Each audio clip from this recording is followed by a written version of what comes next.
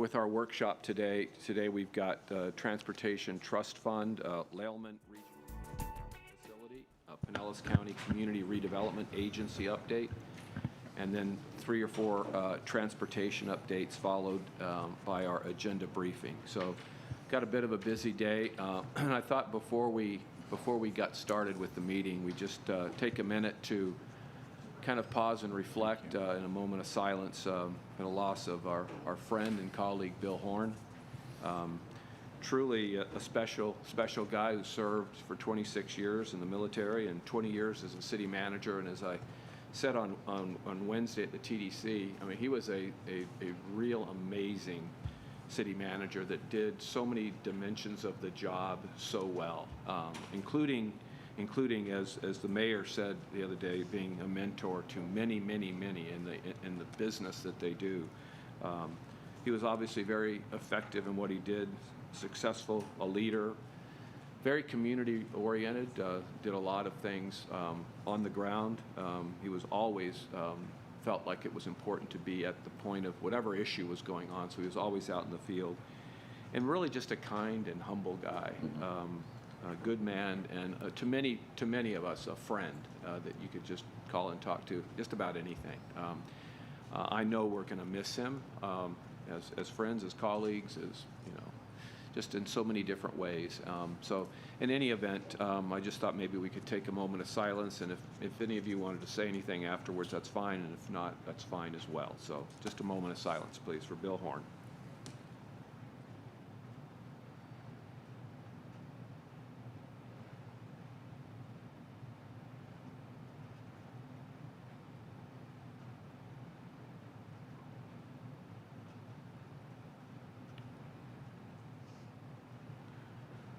Okay, rest in peace, my friend. And I think we heard yesterday that there's a funeral of sorts on Saturday. I think it's a celebration or funeral arrangement at 11 o'clock, and I think the suggestion was to be there early, 10 o'clock if you plan to attend, because I guess maybe you know more about it, Karen? I do. They do have a area set aside for dignitaries. You are required to wear masks, and there will be social distancing. And I would suggest RSVPing to the City of Clearwater from the email that you received about the funeral, because they are trying to keep numbers of those who are attending. So all I can say is we've lost a tremendous leader and a tremendous person. I'll never forget his smile. I mean, his smile just lit up the room, and amazing. Was truly transformational for the City of Clearwater. So I will miss him greatly. Anybody else? Yeah, I remember at the Memorial Day service, he never liked to speak in public, and he always deferred to the elected officials, but they kind of forced him on stage this past Memorial Day and just kind of winged it, and it was just unbelievable what he delivered on behalf of veterans and just folks that are caregivers for veterans, and it was a beautiful thing. He's just an amazing guy. So. And I do have a sympathy card that for you all to sign to send to Mrs. Horn. Perfect. Thank you, Commissioner. All right, let's get started. We're going to start first up with the Transportation Trust Fund update. Mr. Burton. Okay, Abigail, if you'll come on up. Following our last discussion, we have taken and went back and recalculated the amount of the reduction in the property tax rate that will allow us to shift some funds over to the Transportation Trust Fund. So we're going to show you the actual calculations based upon the input we receive here. That's how we'll then finalize the budget that we'll then review here in September. So Abigail, go ahead. Thank you.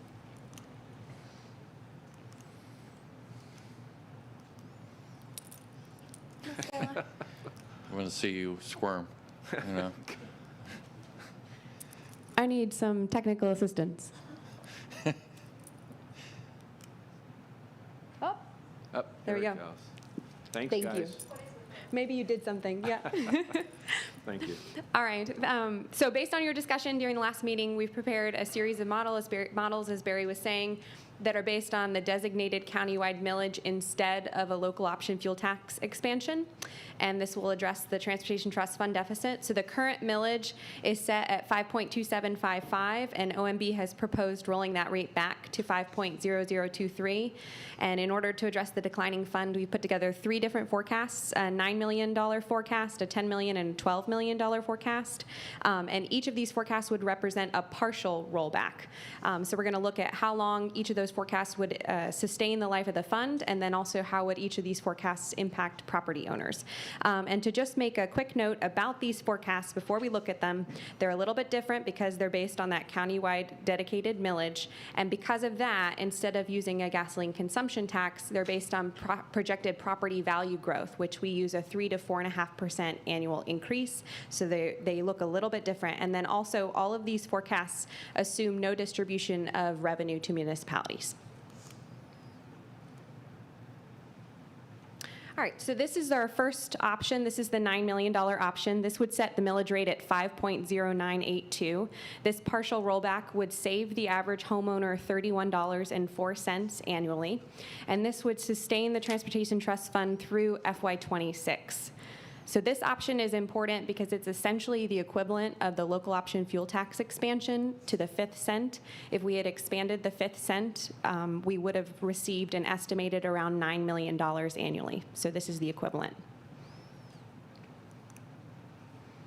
So the second option, this is a $10 million option.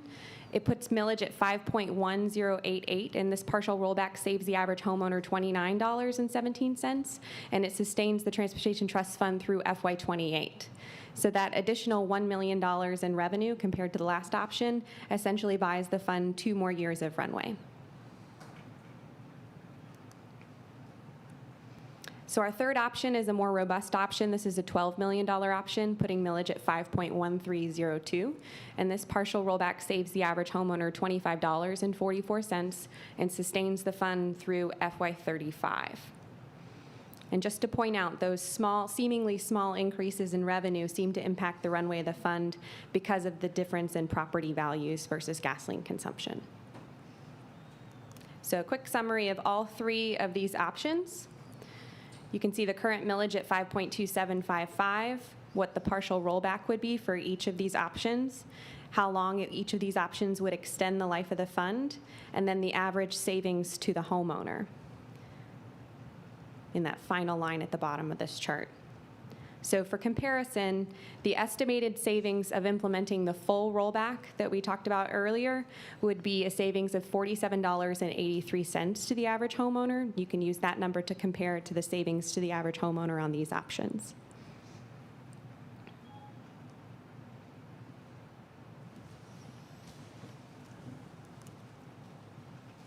So our staff recommendation, we went with option 2, but obviously we're going to have some discussion about this today. This is the $10 million option. It's a partial rollback to 5.1088, sustaining the fund through FY28, and it brings in an additional projected revenue of $10 million in FY22. We thought this option was attractive because it gives the fund substantial enough runway to address the underlying issue of the majority of transportation trust funding coming from gasoline consumption, which is a stagnant revenue source.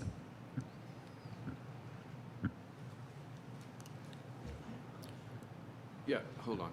Commissioner Long. So, well, that's really the end of it. The next step is just the outline of how we'll bring this back. But yeah, any questions and discussion? Well, excuse me, that comment that you made right at the end about it's a, what was it you said as far as the fund? That it would give the fund a little more runway. No, not that. It was the Oh, it's stagnant. stagnant. It isn't really stagnant. It's declining, isn't it? So based on our projections right now for gasoline consumption, it's not necessarily stagnant. It has declined a little bit because of what we think are the COVID impacts with people not commuting to work and less travel, et cetera. We are showing in our projections a very slow increase, but we expect in the long term that it will actually decline as vehicles become more fuel efficient. And to your point, Commissioner, when we were looking at this, and, we discussed this last time, this allows you to capture property tax so it has a growth to it. And those are conservative growth, projections in there. So it actually could sustain longer than what we're showing on the charts. But the 4.5% has been the historic average over the last 10 years or so. So it's a realistic number, but, that'll be dependent upon the economy. But we also know that there, at a state and a federal level, there's a lot of things that have to change regarding how we fund infrastructure. And so we don't know when Congress and legislatures are going to take that up. So this gives us time. The question is how much time do you want in between and whether or not they take that up. But if we really do shift to alternative fueled vehicles, as many of the manufacturers are talking about, it's going to kind of force that discussion. But we just don't know when that discussion will occur or the outcome of that. But this gives us time, to your point at the last discussion, to see what happens with those discussions and that state and federal legislation. Okay, I have one more comment. I understand all of that. I'm very clear on how you've laid this out, and I'm really grateful to the staff for all the hard work that you've put into figuring it all out. But I don't see anywhere in the recommendation here where it talks about what is the best thing for our county in terms of resiliency.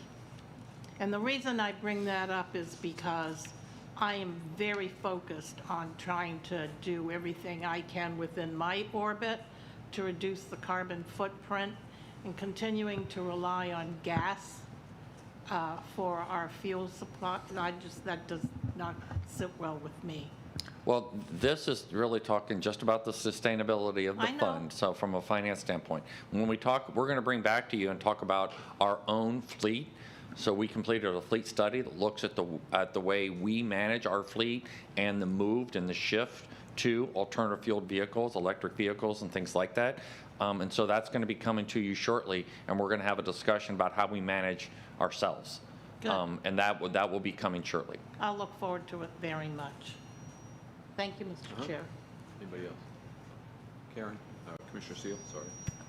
My inclination is to do, again, not kicking the can down the road, but is not to do that. But option 3 allows for a significant amount of time. It also allows the ability to reduce the property tax if an alternative is found.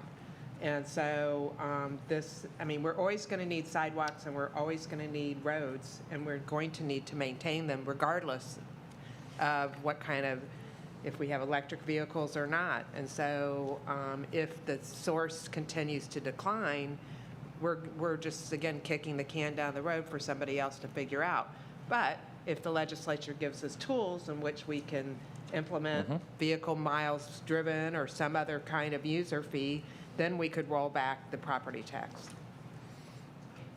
So, this almost is like putting in reserves with the idea that, we will address it at the appropriate time. And it still allows us to roll the property tax rate back. One of the very few local governments that are doing that. So It does. So that's where I'm at. Thank you. Commissioner Justice. Thank you, Mr. Chairman. This, we're talking about the funding and sustaining the fund, but it's not a guarantee that we're sustaining the fund because this money is not, this is general revenue ad valorem taxation. This is not dedicated towards, so every year that will be have to be a policy decision by whatever commission is sitting here. So it's not, we're not guaranteeing anything by this decision today. This is my only thought.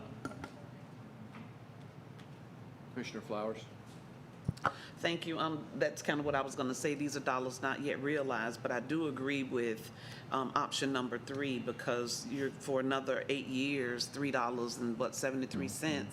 You're getting another 8 years in the fund. So if we're not able to realize the financial capacity that we're anticipating, that's still okay because we still will have had, hopefully, enough revenue to at least make a significant dent in some of the projects we already have on the back burner. I know you all get them. I've gotten them and contacted Jewel a couple of times where people are calling about, when are we going to get these sidewalks fixed? When are we going to do this? When are we going to do that? And so anything to take care of the backlog plus try to maintain, I think is a wonderful thing. And I'm just thinking, there's no guarantee we'll be getting the support from the state as it relates to any additional transportation funds. So I would tend to flow with number 3, because for that additional $2 million, it's giving us another 8 years worth of service. Only $3.73 difference from option number 2, and we are still providing our residents with some savings. Commissioner Gerard? Yeah, we did talk at one point about doing a designated millage, so that is still something that we can do. It's up to us to do that, right? Yeah, we would do that by resolution, and we can use that in the budget. I think to the commissioner's point is a future board could overturn a resolution. Well, future boards can overturn everything. Yeah, so. but no, we'll designate it as part of the budget because that was the direction of the commission. So we'll designate that and as this amount of millage within that general fund, but it is general fund. Right, and I would support option 3 as well. I mean, the budget that we have right now is based on, the budget that the expenditures are based on what we have, which have been pretty skinny compared to the need. Right. So, we don't even necessarily need to build up a reserve. We need to take care of what we need to take care of. But Commissioner Peters? Yeah, I would not support 3 at all. We talked about doing this rollback because the citizens have suffered for more than a year. COVID doesn't seem to be going away a year later. I believe that restaurants are going to start to hurt again. People are going to be afraid to go out again. And the whole reason we were talking about doing this is that we have significant reserves, especially after last year when we didn't pay any bills and we collected a lot of money. And so, I think you go with option 1, and that gives you plenty of time to come up with other strategies. If the economy rebounds and does exceptionally well, you can go back to the gas tax that you were talking about. But I still stand really strong at giving our citizens a break. I really do. And to you all, you might not think $25 is a lot for the average person, but for a lot of the people that are out there struggling right now, I think it's a big deal for them.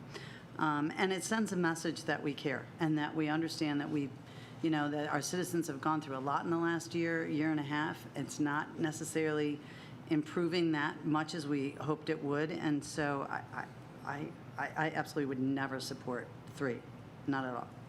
And I think 1 gives us enough time to come up with another strategy on what we're going to do long term. That gives us several years to figure out what we want to do. So I absolutely would not support 3. Yeah, I agree with Commissioner Peters, and only because, I think the idea, first of all, that we talked about the importance of a rollback. We talked about the importance of sending a signal to our residents. Commissioner Seal made the comment about kicking the can down the road, and I think in option 3, we are kicking it down the road too far. This fund has structural problems, and if we wait longer and we just have, we bought ourselves 8 years, well, it still isn't taking care of the issue. And I think from our perspective, when we talk to our federal delegation, to our state delegation, and quite frankly, they're going to start having the same issues that we have in their gas tax fund. They need to fix the problem. I'm not sure what the $4 million, or excuse me, the $9 and $10 and $12 million represents about the total income for that account. Do you know? Put the summary chart up. I think you can see that. Okay. So you're asking why did we use 9? No, I'm just saying $9, $10, and $12 is a revenue based on the total income that we're getting in that account. I'm just wondering what that total income What percentage of the fund? What percentage of that is. So, and what I'm getting at a little bit is that the percentage of cars on the road that are electric right now is a certain percentage, and I've heard 10%, 15%, whatever it is. Small. Yeah, well, it's 10 or 15%. So, and it will be growing. Yes. It'll be growing over the next 3 to 4 years. So I Yes. think if people like us that are in the state or at the federal level see that coming, they're going to have to fix this issue. Yes. And I think 4 years is plenty. And I think if we continue to sound out from our perspective, to tell them how important it is for us here locally, and oh, by the way, for you too, and you don't allow us to index here. Now, the way we're doing it, we're partially going to be indexing, right, if we use property tax. That's correct. So it's our kind of, it's not what we intended to do, but it's a way around not being allowed to index.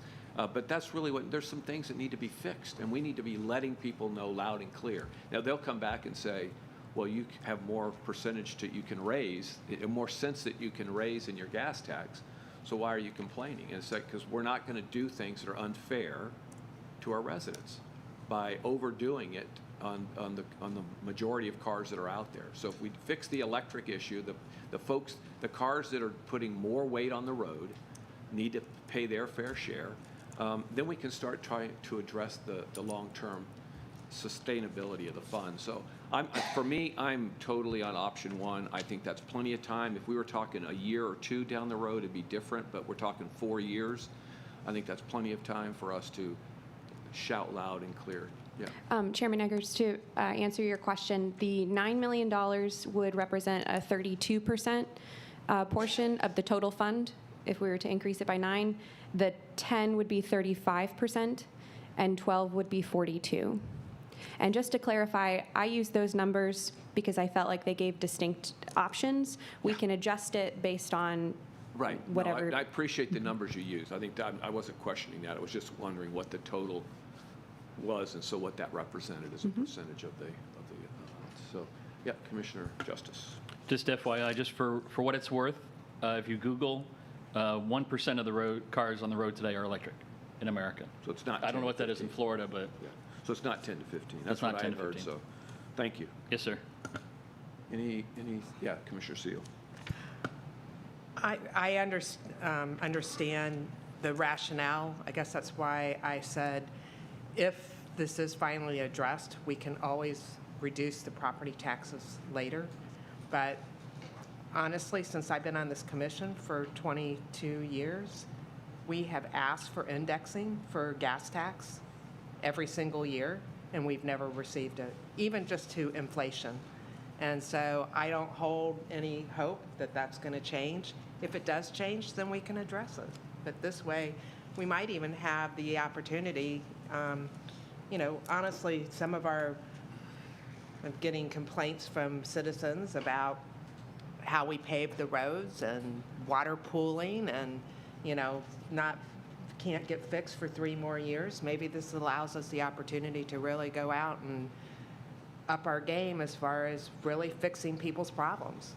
So it, may not last till 35 if we really step our game up and really try to fix some roads and do it properly.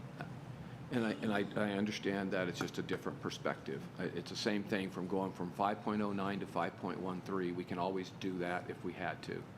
We may not have to.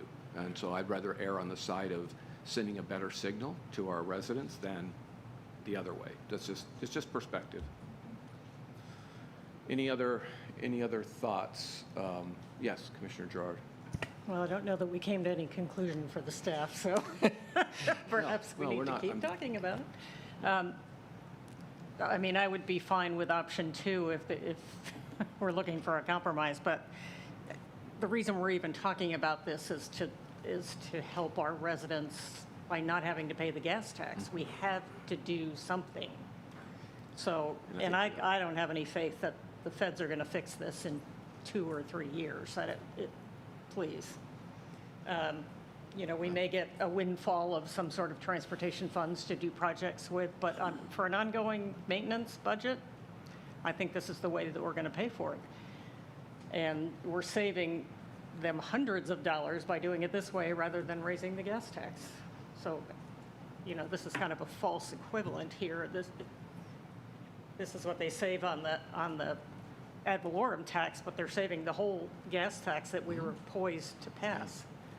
So, Yeah, Commissioner. Can you remind me what we're basing the average home value, what we're basing this on? Sure. So the average home value, and this is the taxable value, is 175,061. And that's what we do all of our projections on because of so many people being in Save Your Homes. And I would concur with Commissioner Gerard. I think that the staff recommendation of option 2, which gives us until 28, assuming that we fund this through that every year, gives a little bit more time. Quite frankly, all of these things we're doing are kicking the can down the road, no matter what we say. But I think option 2 gives us a little bit more time on that. I agree that I don't expect miracle policy solutions out of Tallahassee or Washington in the next couple of years. Okay. I think Commissioner Seal and Flowers, and well, I was going to say Gerard, but Seal and Flowers had said 3. You said 3 as well. Okay, so we had 3 for the 3%. We had 2 for the 2% and 2 for the 1%. So there you go. How's that for direction?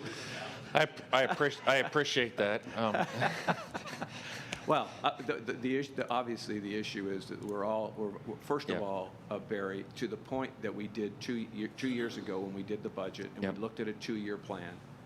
The plan was that we expected the economy to really tank, and so we were Correct. building up reserves. We cut costs, built up reserves, and this year we're trying to do giving it back. That's what Right. we're trying to do. And in any of these scenarios, we're doing that.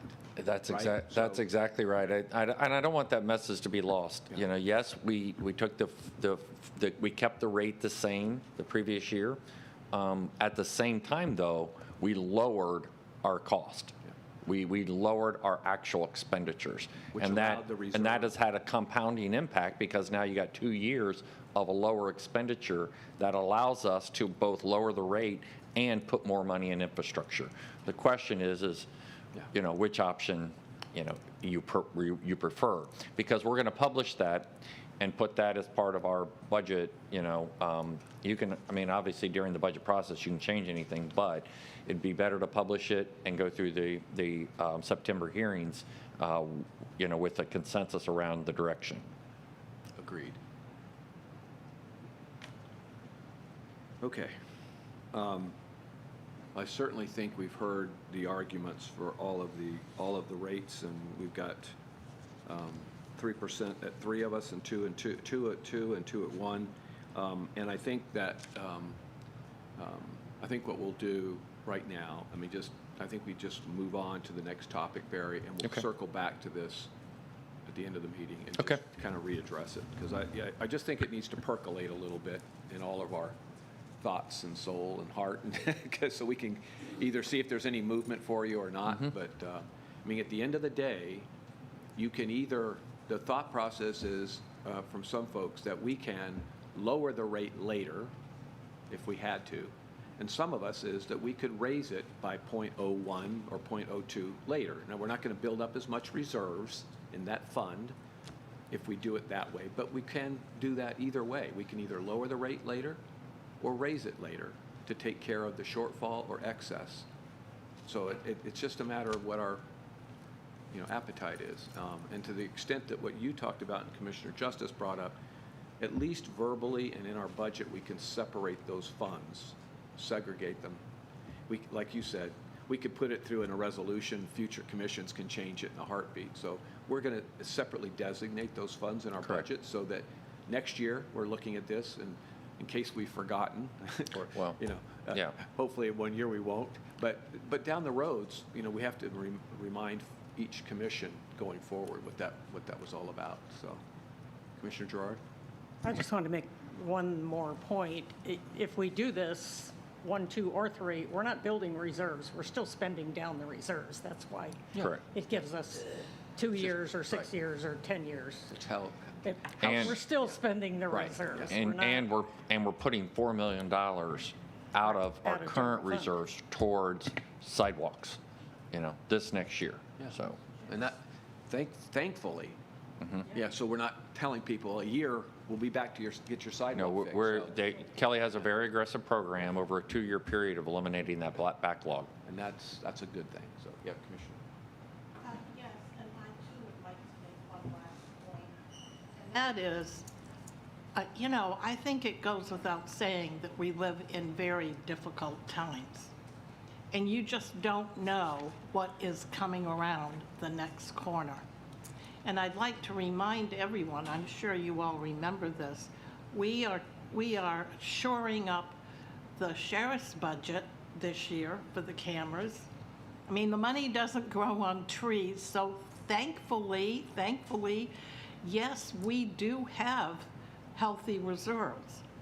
That said, more times than I would like to think, we keep being asked for additional money for this, additional money for that, and so on and so on. I can remember it wasn't all that long ago, Commissioner Peters was asking for $15 million for a mental health facility.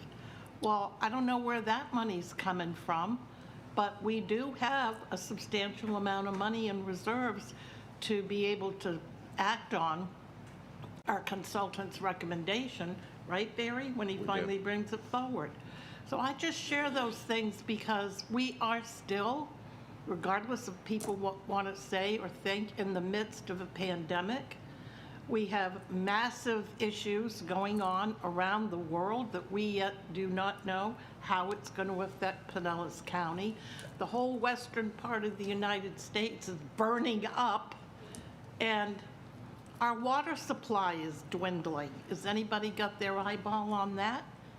We need water for life. So I am not in a hurry to be talking about let's do this and let's do that to reduce this and reduce that, because the future is just too unknown, and I think this commission has been incredibly thoughtful and very proud of how we have tried to ensure that we had stability and could take care of our citizens no matter what. Well, So yeah. that's my position, and that's where I'm going to be at the end of the meeting as well. Thank Okay. you, Mr. Chair. I appreciate your comments about the uncertainty of the world, but I don't think that rests on option 1 versus option 3 or option 1 versus option 2. I understand what you're saying, but at the end of the day, again, there's symbolism to what we're doing here as well. And there's also the fact that we are buying ourselves 4 years under one scenario. We're buying ourselves more years, 35, so we're talking 12 years under, 13 years under option 3. So, I mean, at some point, it becomes like, how far down the road do we kick the issue? And I think we can be a little bit more, I guess, stronger in our comments to our legislative leaders, that this is really at a crossroads, and some of our communities need to do something now. And if we don't do it, we alter it later. But anyway, all right. Anybody else before we move on? And we'll come back to this and Please. give you hopefully at least 4 with one percentage point. Okay. We'll go from there. Leyland Regional Stormwater Facility. Okay, we got, so we're going to talk Lowman for the next 2 items. So first, we're going to talk about Kelly's coming up, so she, I guess, is going to kick this off. But we're going to talk about the Lowman Regional Stormwater Facility. Really leads to many of the actions we've talked about in terms of reinvestment into the Lowman community. And so, real important topic. And then we'll go into a CRA update from Chris. Good morning. Kelly Levy, Public Works Director, and I'm introducing you to Dan Nedvedek with our Capital Improvements Division, who's going to give you an overview of the regional stormwater facility proposal for Leyland. This is a conversation that's been going on for quite some time as to how we help facilitate and accomplish stormwater needs across the county for both flood control and for treatment. In this particular case, this facility is focused on treatment and helping to spur economic development within the CRA specifically. This is the first of what's probably going to be many discussions about regional stormwater. So one of the conversations that we really wanted to present was the policy around it, because we want to ensure that when we're developing these facilities around the county, that we have a consistent process in how they're developed, how the costs are spread, and how we implement those. So with that, I will turn the conversation over to Dan, who's going to present our very first one. Morning, Dan. Welcome. Morning, everybody. Situated here. All right, so like Kelly said, we're going to do a quick update on the Littleman Regional Stormwater Facility project. We'll start with a little bit of an overview for everyone who's not familiar with it. This project was really sparked by the adoption of the Littleman CRA plan in 2016. The plan was put in place to provide a framework for economic development, long-term development, and redevelopment growth in the Littleman area. And one of the means for achieving those goals can come from using regional stormwater treatment facilities to offer a credit system to developers to incentivize them to move their stormwater credit needs off-site rather than using developable land for stormwater systems. The Littleman CRA encompasses just under 4 square miles of highly urbanized area in unincorporated Pinellas. It's bounded on the north by Pinellas Park, on the west by Kenneth City, and the south and east by the city of St. Pete. The CRA falls within 2 different watersheds, Joe's Creek and Sawgrass Lake. So at a minimum, we would need 2 separate regional stormwater facilities to address the needs of the entire CRA. This update and the rest of this project will focus on the Sawgrass Lake area. So the project took a 2-phase approach. Phase 1 was project screening, data review and analysis, and then development and implementation of a siting and screening module. Part of Phase 1 also included stakeholder communication, and part of that stakeholder group included reps from SwiftMud as well as reps from the Joe's Creek Industrial Park.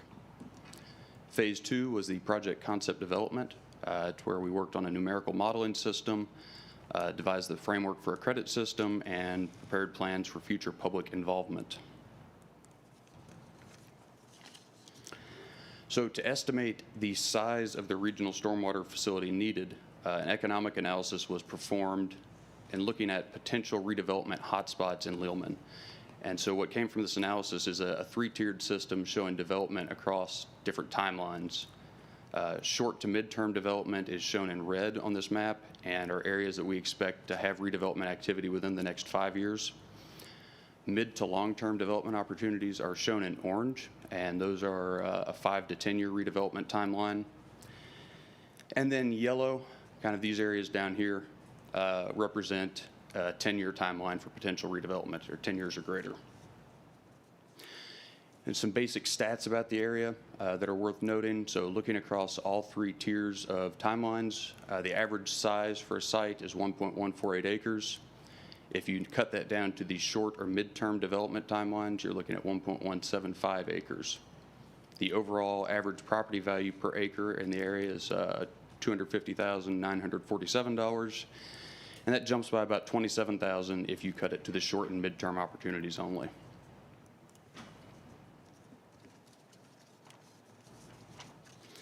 So once these potential redevelopment areas were identified, the county used the BMP trains module to determine the size of the RSF that we would need to meet everyone's needs for potential redevelopment. And to do that, we looked at vacant, county-owned, and underutilized parcels and scored and assessed them based on their potential for use as a regional stormwater site. And when we say underused parcels here, we're talking about areas where the value of the land is greater than the value of the improvements on the land. And that's just kind of a general term that they use as a screening tool. So using this methodology, we determined that the Sawgrass Lake portion of the CRA was going to need 27 acres to accommodate any potential redevelopment activities. The Hanesworth Regional Stormwater Facility on the northeast part of the map there was identified as an existing facility and appropriate to meet the needs of the community. Excuse me, real quick. Yep. You were talking about the size of that facility that you've identified up there in that right-hand corner. Yep. And I'm assuming you've looked at mostly the red area. Is it all of the red area, part of the red area, a quarter? How much of the red area would So be if you'll, the kind of cyan colors on the map here show the watershed breaks. Yep. So we're looking at Sawgrass Lake only, which encompasses a lot of that red area. So anything pretty much north of this boundary. So the short to midterm development opportunities in that red area above that teal line Correct. all would be able to utilize that regional stormwater facility. Yes, and we have confirmation from Swift Mud that we would be able to offer those credits to people within the Sawgrass Lake area. Thank you. So the primary purpose of the Hanesworth facility, it was constructed in permitted in 1995, constructed in 97. It was a Swift Mud co-funded project. The county currently operates and maintains it. It was initially developed to provide water quality treatment for 428 acres in the Sawgrass Lake watershed. The permit for this was developed with a credit ledger balance of 122.8 acres of impervious surface. It was revised in November of 2018, and we have a current balance of 97.38 impervious acres. Again, Swift Mud has agreed that it is appropriate to offer these credits to people redeveloping property in the Leyland CRA area, specifically within the Sawgrass Lake watershed. It should be noted that the credits available at Hanesworth are for treatment only. This does not help with short-term storage or attenuation, so those issues would still have to be handled on site. But based on the impervious area already in Littleman, you don't have a whole lot of opportunities to add impervious area or require additional storage on these sites. So we don't think it'll be that big an issue for most of the developments we're seeing.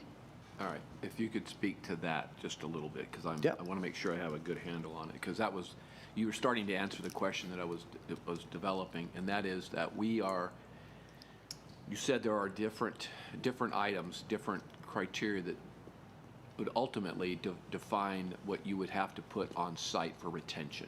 Correct. Retention, for treatment, and all of that, and it represents so many cubic feet, I guess, or whatever.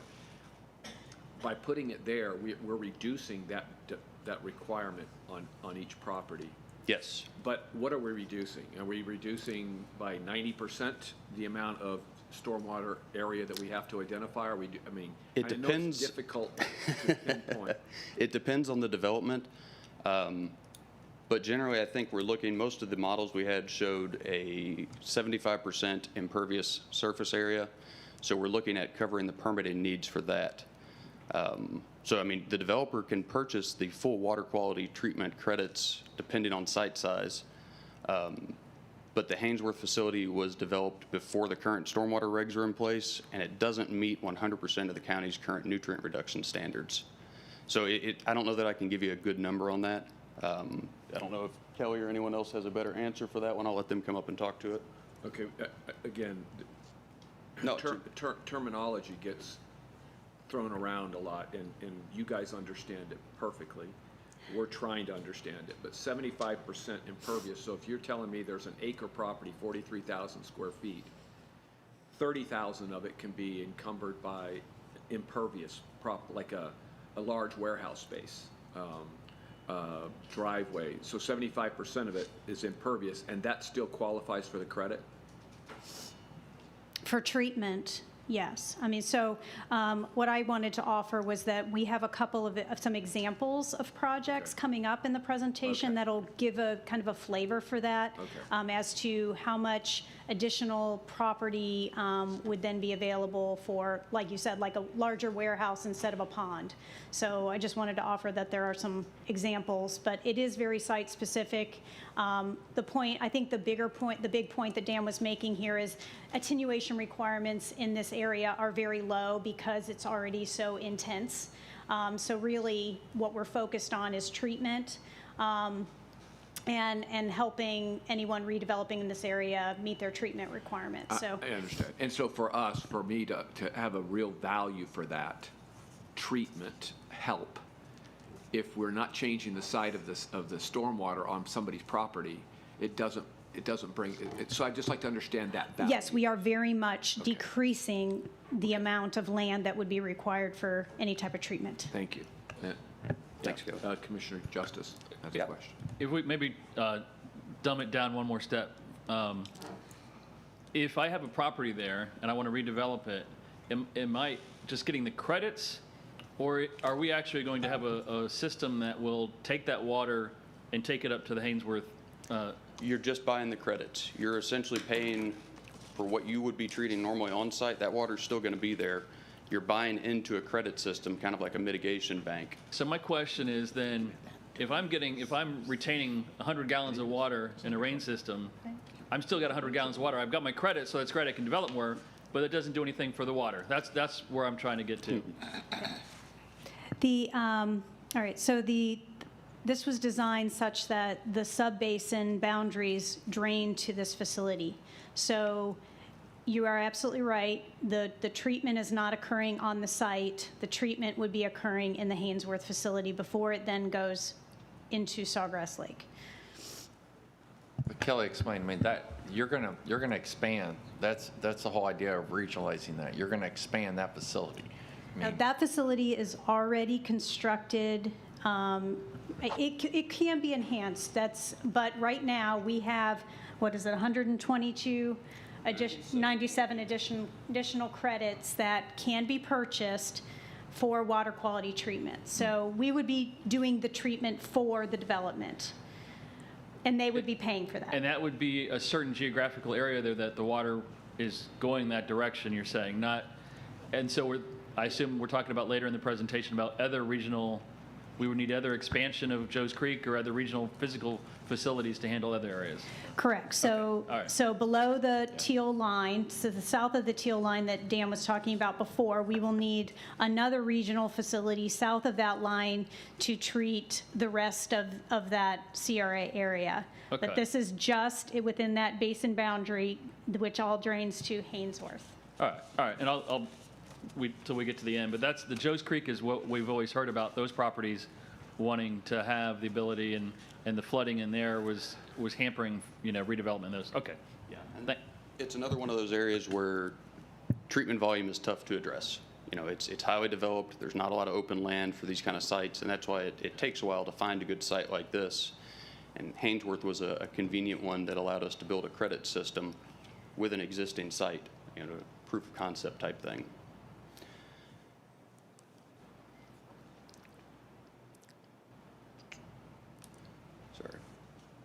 So the vision for this whole project, the overall vision was to establish a credit system that facilitates redevelopment in the Littleman area while reducing the burden of operation and maintenance on developers and property owners.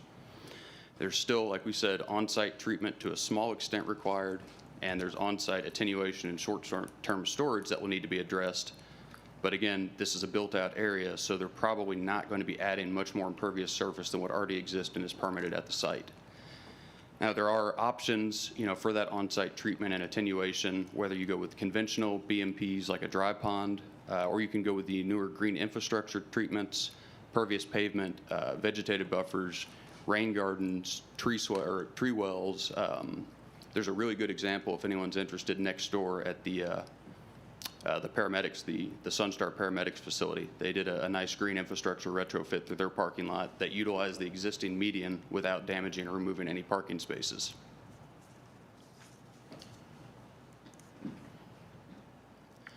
So, one of the really important things here is obviously the cost to developers for the credits. Right off the bat, we came out with $18,517 per impervious acre credit. We got that cost by taking the average commercial property value per acre in our study area, dividing that by the remaining 97.38 credit acres left, and then adding in an annual facility maintenance cost, which came out to about $15,940. So each impervious acre credit the developers are buying wraps all those costs into it, and that's how the funding for the operation and maintenance of the Hanesworth facility, that's where that money comes from. It should be noted again that the commercial property values were only for the Sawgrass Lake area. It was not the Littleman CRA in total. So a couple of high points of the draft policy. Again, developers pay in for the cost, just under $19,000. The Hanesworth RFS will provide the majority of the required nutrient removal. This will allow extensive site development or redevelopment to be accommodated in areas where they may not be able to have enough land to efficiently treat all of the nutrient, or meet the nutrient removal standards that are needed. And then the balance of the stormwater treatment will be provided on site, but in a much smaller footprint. The county is also keeping the option in there to update cost every 5 years to account for increased maintenance activities at the site. And to develop these costs, these are all 2019 dollars. There's been some work to update these costs to look and see if we're going to pass our kind of break-even point on it. But as of now, I believe we're going to stay with the 2019 dollars and then move forward after the 5 years to update. All right, so let's look at a couple examples. In scenario 1, we've got a 1 acre site, 75% impervious surface, and they have current on-site treatment with a dry pond. If you're coming in as a developer, your cost per acre for this development, you're looking at, for the 0.75 acres, looking at a cost of about $25,000 for permitting and treatment and construction. Using the Hanesworth RFS credit system, the developer's upfront cost for the credit for that 0.75 acres would be just under $14,000. The on-site cost for modification to their system or creation of a new attenuation and minor treatment system is about $7,500. So the developer's total cost is just under $22,000. So looking at that right off the bat, you're saying that's not a ton of money saved, but what you don't see is that the model for this scenario shows an 80% reduction in the footprint of their pond. So on a 1 acre site, saving 80% of your land that was used for treatment before and making it developable again is a big bonus.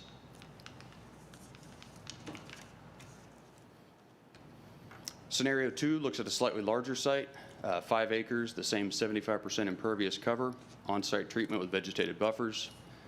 Coming in and developing this 5 acres with a 75% impervious surface, you're looking at a development cost of about $125,000. Using the Hanesworth RFS system, they can buy those credits for most of the nutrient removal for just under $70,000. The on-site cost for system construction is about $10,000, and your total cost is just under $80,000. So you get into kind of an economy of scale situation here, where the more credits you're buying, the more land you're saving, and the more value you're getting out of that, because the cost of your on-site treatment increases exponentially with each acre you're having to treat.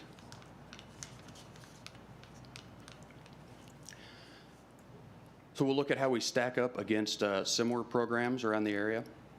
St. Pete comes in at just under $19,000 per impervious acre for their credit system. Gainesville is just under $16,000 with an additional surcharge for suspended solids management.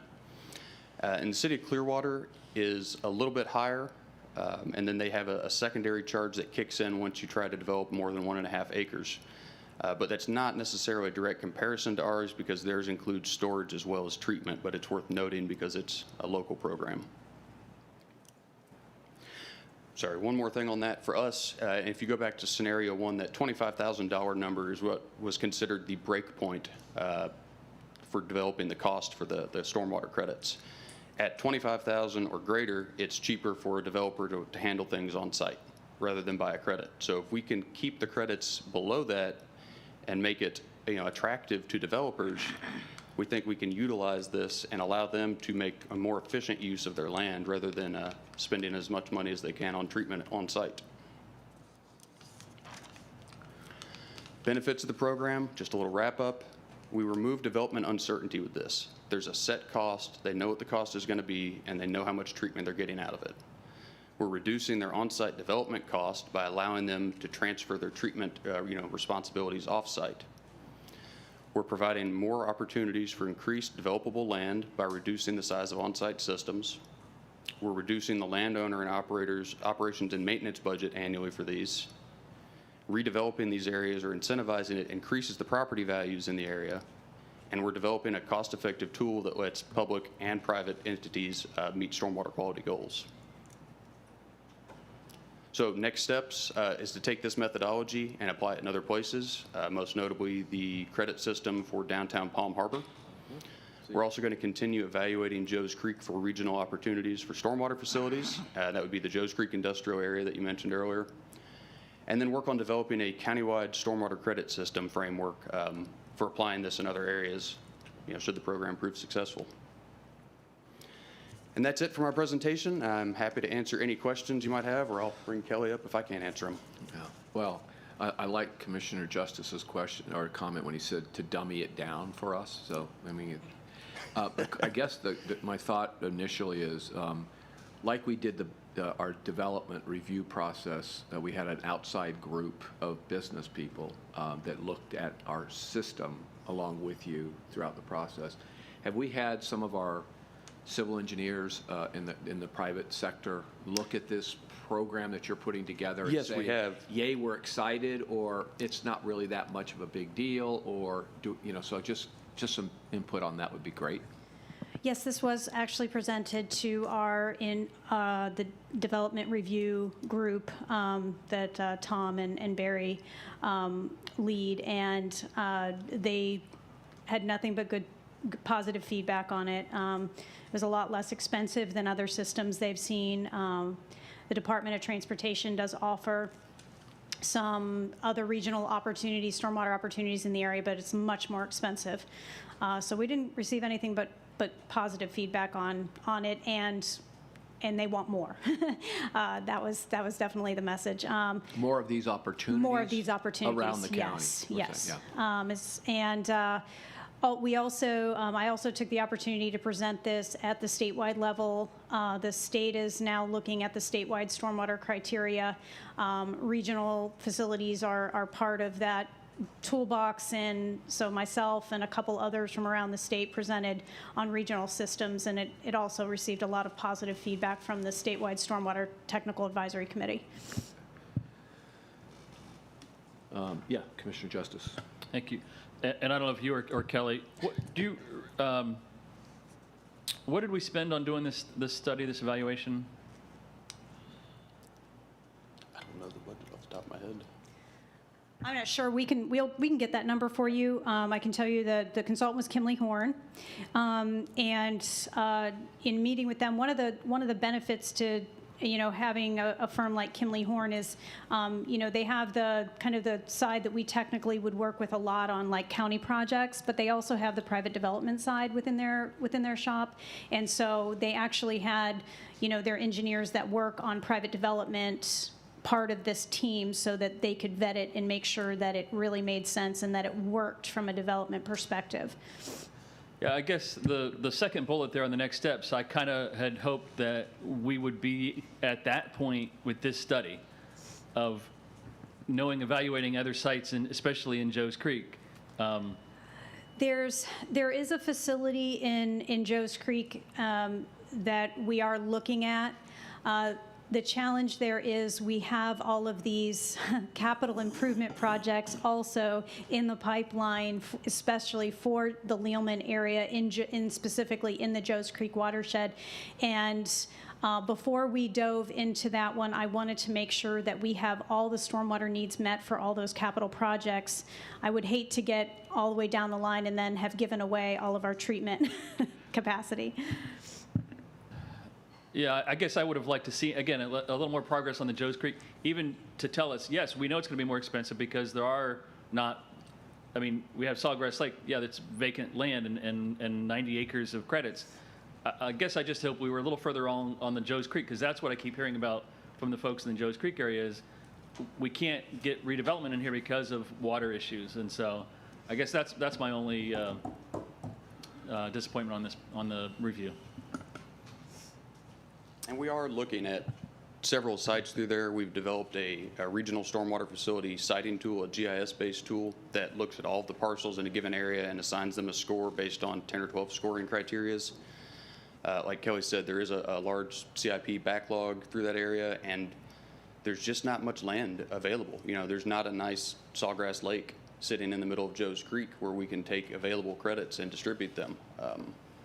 Like I said, there are a couple options, but we're still in the early in the review process for those. Thank you. Any other questions? Okay. All right. Good. Thank you. Thank you very much. Next up, Chris Moore is going to come up and give you a CRA update.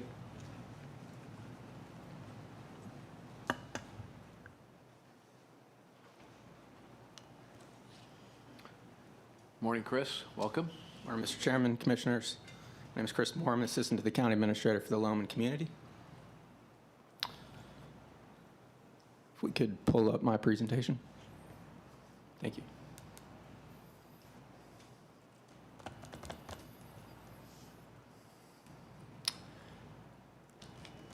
Here today to talk to you about our proposed FY22 Lehman CRA work plan and proposed budget. So the purpose here, just give you a brief recap on regulatory steps taken to create the CRA, provide some highlights from the FY21 work plan, highlight some new initiatives on the FY22 work plan, and then propose some action items for this agency at a regular meeting scheduled for September 9th.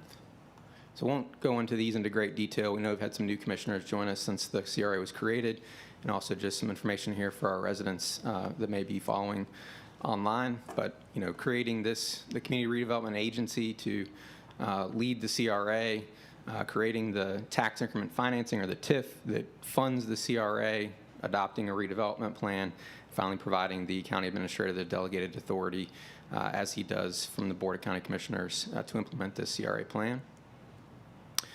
You know, a work plan is really a communication tool. Allows us to share our progress with this agency, with the Lehman CRA Advisory Committee, community stakeholders, our residents. One addition here to the FY22 work plan is you'll see each project or program is categorized and tied back to a specific objective within the Lehman CRA redevelopment plan. The work plan, again, as a communication tool, includes all of those CRA-funded projects. It also includes other CIP projects that may be funded by the Penny for Pinellas or other sources of revenue. Just because they have such a significant impact on the CRA, we want to keep those out in front of our stakeholders as well. They, too, have been assigned an objective from the CRA plan. As we know, that document guides all of our redevelopment activity in Lehman, not just what's funded by the TIF. Some highlights from FY21. Again, the commercial and residential site improvement grant programs have led the way. To use a baseball analogy there, really those programs have been our leadoff hitter in the CRA. They're not necessarily the flashiest projects or intended to hit grand slams, but we have hit a lot of singles and doubles with those investments. And we can't forget that the CRA really is a financing tool that's helping us to attract additional investment. And so you can see just a simple change here from a driveway, folks parking on gravel or grass, putting a driveway in there can really go a long way to uplifting the aesthetic and encouraging additional investment, whether it be from residents or businesses. Here's another before and after of a commercial or residential grant improvement. It's worth noting that, you know, these improvements also provide some health and safety benefits, just simply providing a paved surface for residents to walk into their home. We've heard that feedback from a number of elderly residents who have received those grants. Also creates that sense of pride that we're looking for. Folks are really, really appreciative, and we hear constantly how grateful they are we've been able to assist them with these improvements. Chris, how many homes would you say we have addressed like that? This year it's close to 25, so we've doubled our output from previous years. In the prior years, it was about 10 to 15 each. I think in total, historically, the residential program has funded about $435,000 in improvements. They're $10,000 grants to help put it into perspective there. The commercial grant program, I believe, has funded somewhere around $150,000 or so. This is an example of a commercial grant program of before and after. This is in the Joes Creek Industrial District. You know, simple improvements here of putting in ADA parking and a ramp, but, you know, that's also really important. So when we're able to alleviate that burden from these business owners, it really allows them to free up their dollars for reinvesting in their business to create jobs. So most of the commercial dollars have gone to the industrial district. I think we've seen some good improvements there. And here's another example of that. So this is Sammy's Seafood in the industrial district. I think they've been in the district about 10 years or so, but it's a growing business looking to expand. Solidified their roof, some roof improvements here to allow them to, again, get into a bigger building. Important fact here is that we were able to keep them in the CRA, and so Can't underscore enough the importance of the industrial district in terms of creating jobs for our residents in Leyland. So this is I believe, a win in our book for just keeping this business here in the CRA and, again, supporting their ongoing needs. Just on these improvements that you're talking about, maybe it varies from year to year or the type of improvement. What percentage of those are coming from the TIF versus the penny? These are all from the TIF. So these all are TIF. CRA-funded projects. This is the mural program we've reported on before, a partnership with Creative Pinellas. We have, they've led an application process to secure, they did a call to artists to secure muralists. We have 2 initial sites chosen. This is on 28th Street, adjacent to the Joes Creek Industrial District, just a rendering of the design that muralist has created. The painting will occur in September. This is the Red Mesa Restaurant Group that folks may be familiar with, a few restaurants there in St. Pete. And again, speaking of that importance of the industrial district, we've heard specifically from them how much they love this area in terms of a base point for distribution to other facilities. That mid-county location is just a key asset that the CRA has.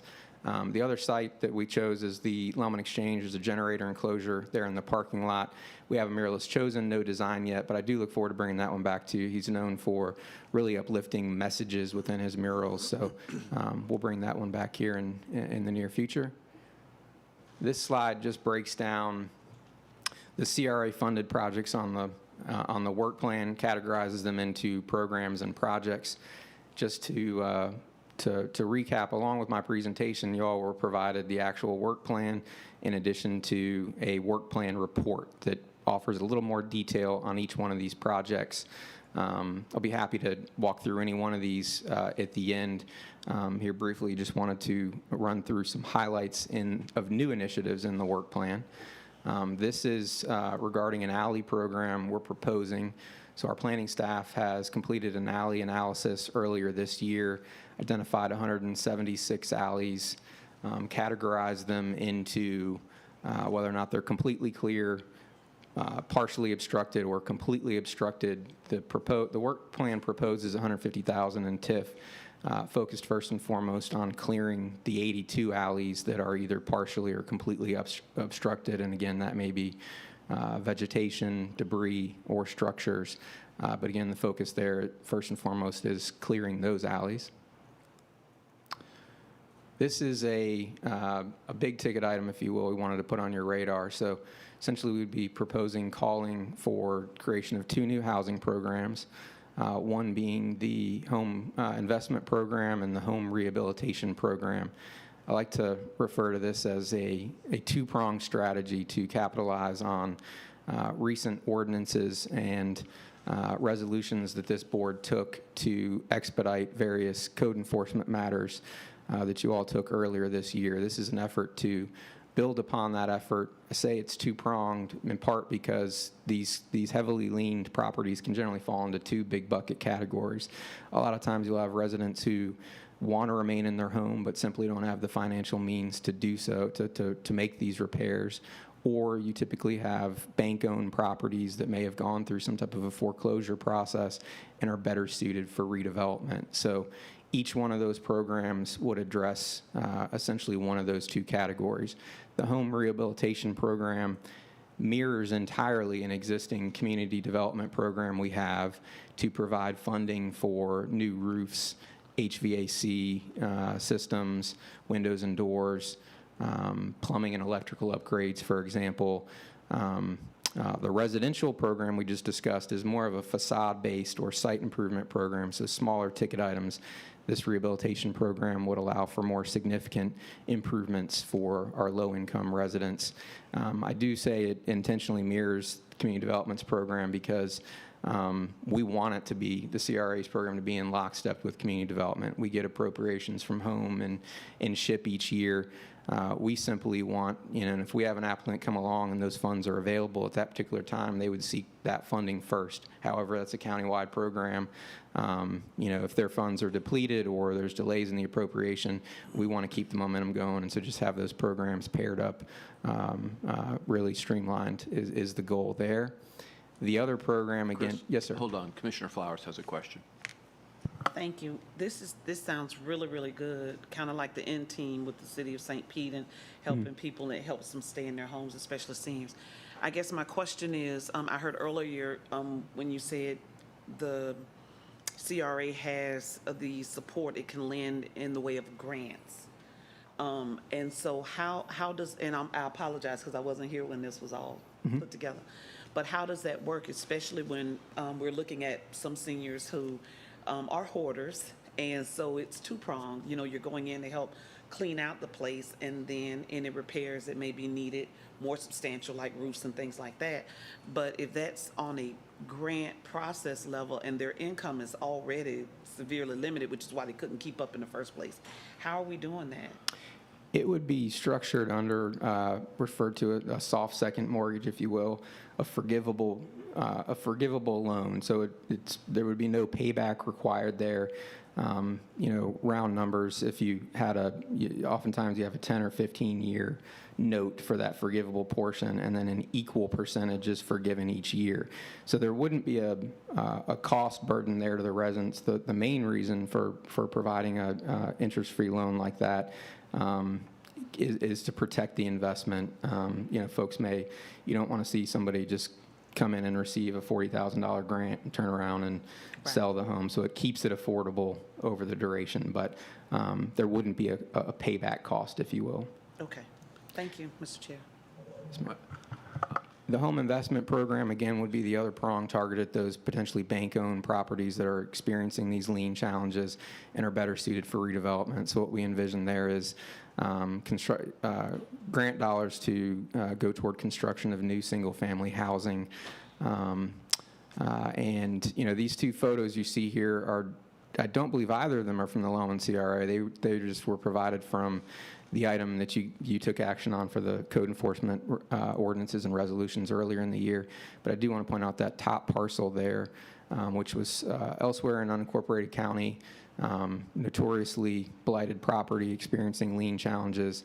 Habitat for Humanity has come in and, in partnership and support from our housing community development folks, been able to acquire that property and turn it into new single-family housing. So there's really a twofold benefit there. Number one, obviously, you know, there's a benefit to providing a new affordable unit, but if you can just imagine replacing a structure like that with new construction, there really is a broader community-wide impact. So you can really flip an entire block by removing that one challenging property. So again, we're excited about these, you know, we would be seeking an RFP to get some proposals back from different providers, but that's essentially our vision for what those programs would look like.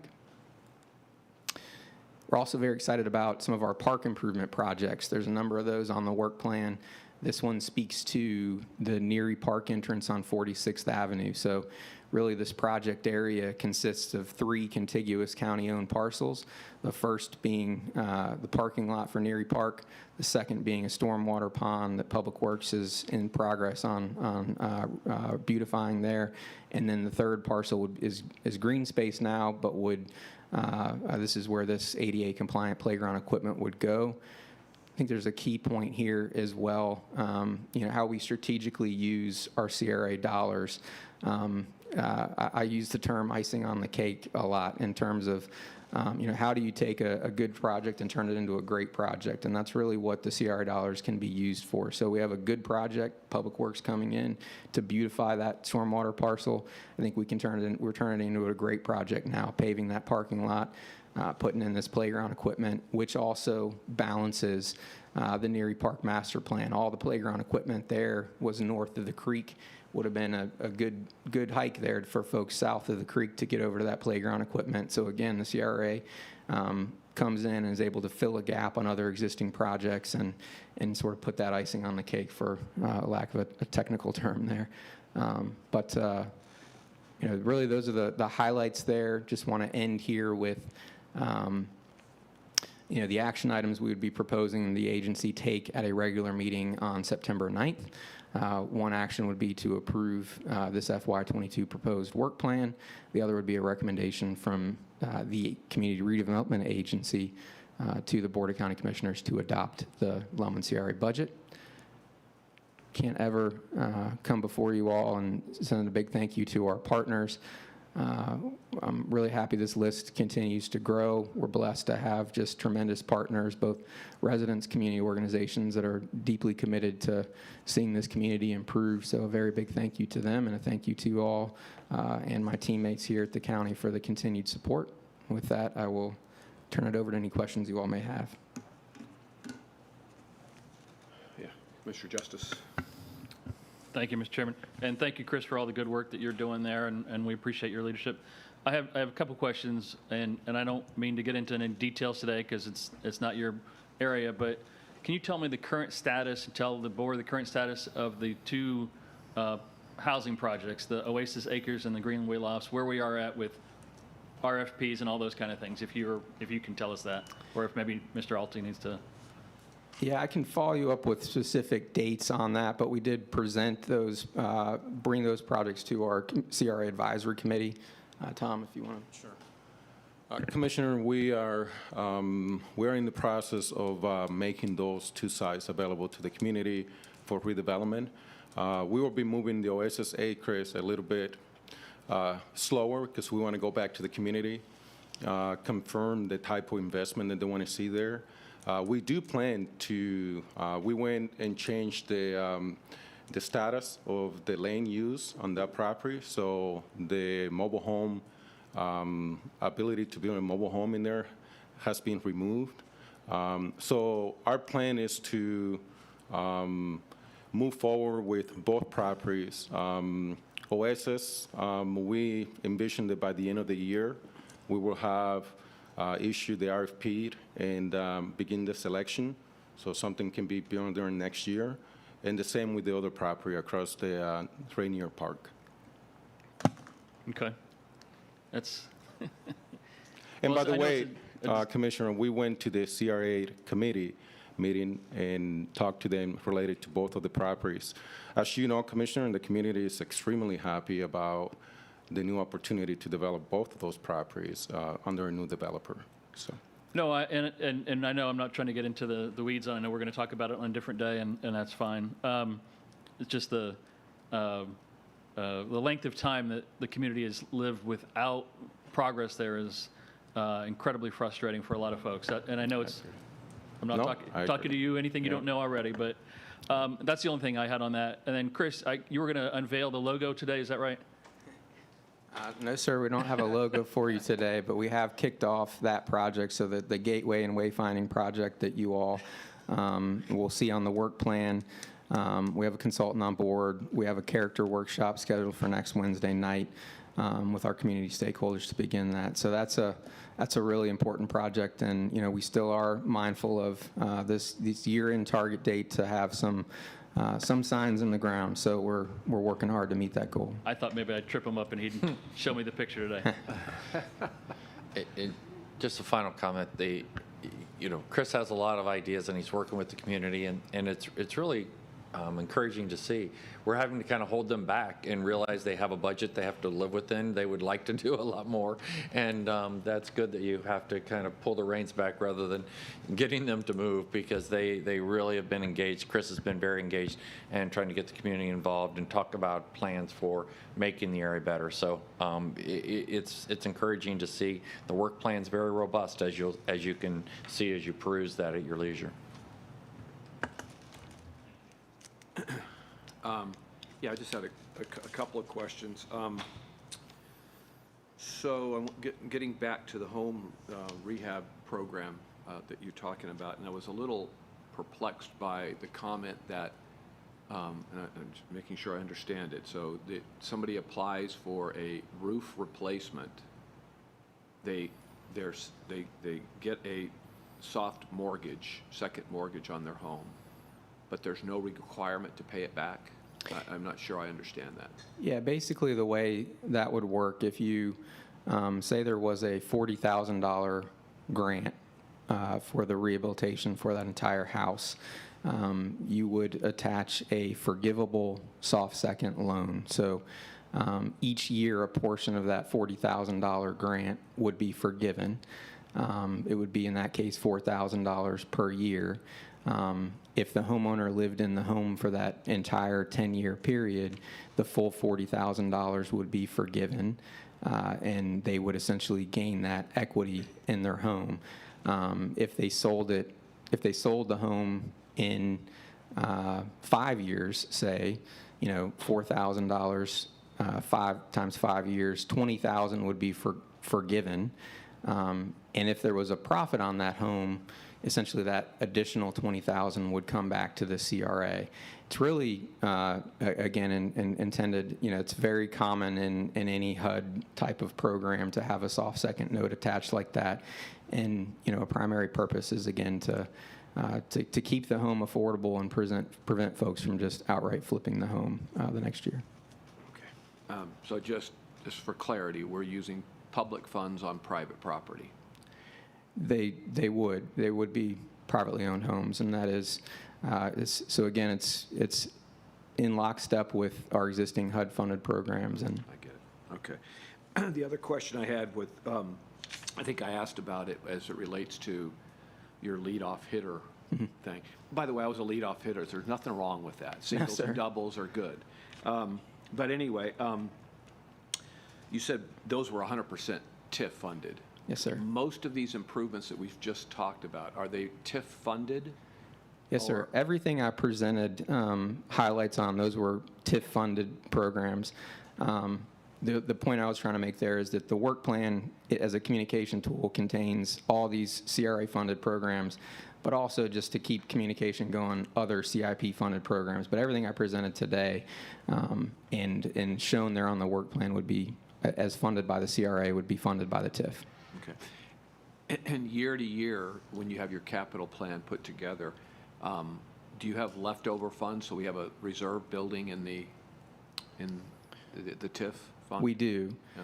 As of right now, cash on hand is about $4 million in the CRA, and we have projected to receive about 2.2 next year. Okay. The only other question I had is I'm looking at your, I changed back to the other presentation, but you showing that the FTEs are going from 2 or 2.5 down to 0.5 for next year. So who's being pushed out of that funding, and where is it going? Do we know that? They've just been moved under the county administrator's department. So there still is funding in the budget for those same 2.5 employees from year prior. It's just been just reflected differently on the budget. But the position would be one mine, and the two under the county administrator position would be my position, as well as a currently unfilled CRA coordinator position. Okay, so just so I'm, again, clear, we have this account has excess reserves, and for some reason we're taking, and I'm not really asking you, Chris, I'm really asking Barry, we've decided to move those expenses out into the general fund. Yes, They're not being moved from the general fund. It's just simply how it's reflected under the county administrator's department. And even though they're shown on the budget as under the county administrator's department, there is funding from the CRA for them. So there's no general funding for either of those two positions. Okay. And speak to the RFP you're currently evaluating.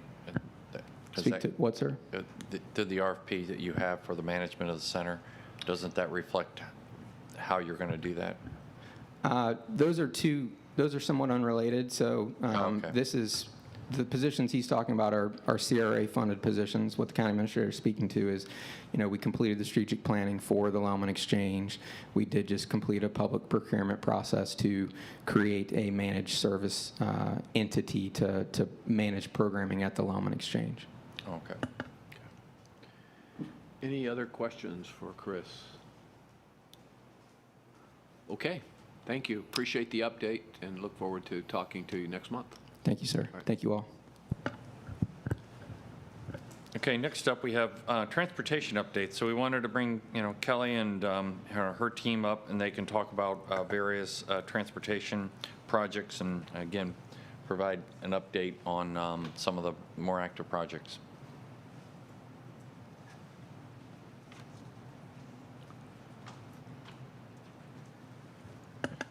So good morning. We have a number of transportation updates this morning. Two road facilities. So we're going to be talking about the 126th Avenue project and the update on East Lake. And then we have 3 bridges that we're actually going to provide updates on, Beckett, San Martin, and an update on the Dundeen Causeway. So I just wanted to be clear that there are 3 bridges in that update. And first, Joan Rice is going to come up and give us an update on 126th Avenue. Hi, Joan. Hi there. Welcome. Good morning, everybody. Our first project is 126th Avenue North Project Development Environmental PD&E Study.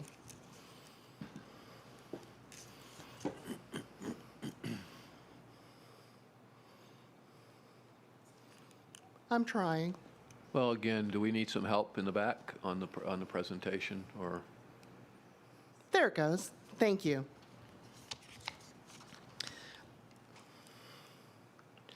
"126th Avenue North is a 2-lane road from US 19 to 34th Street within the city of Pinellas Park and unincorporated Pinellas County. The red line on the slide depicts the 2.3-mile project. Looking from left to right, or west to east, I'll walk you through the project. US 19 is an overpass over 126th Avenue North, and there are connections to the US 19 frontage road system. At the yellow square on the right of the US 19, there is an existing gap in the roadway at Cross Bayou Canal. The pink line is the future segment of the Duke Energy Trail that'll connect to 126th Avenue North, west of 49th Street.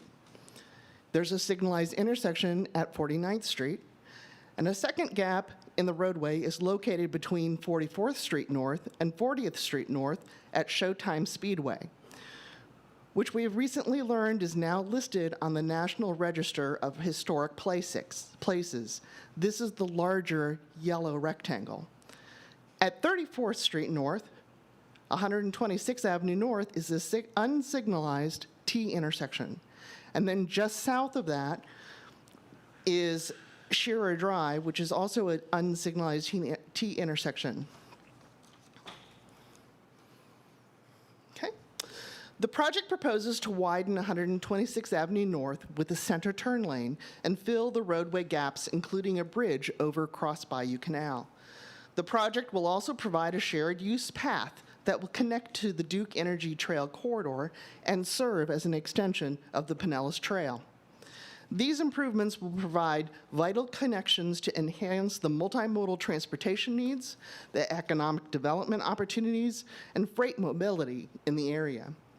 The 3 figures at the bottom are the preferred typical sections. So Joan, on that, so that future Duke Energy Trail is going to come to 126 and then go east along that road? Correct, on the north side of the road.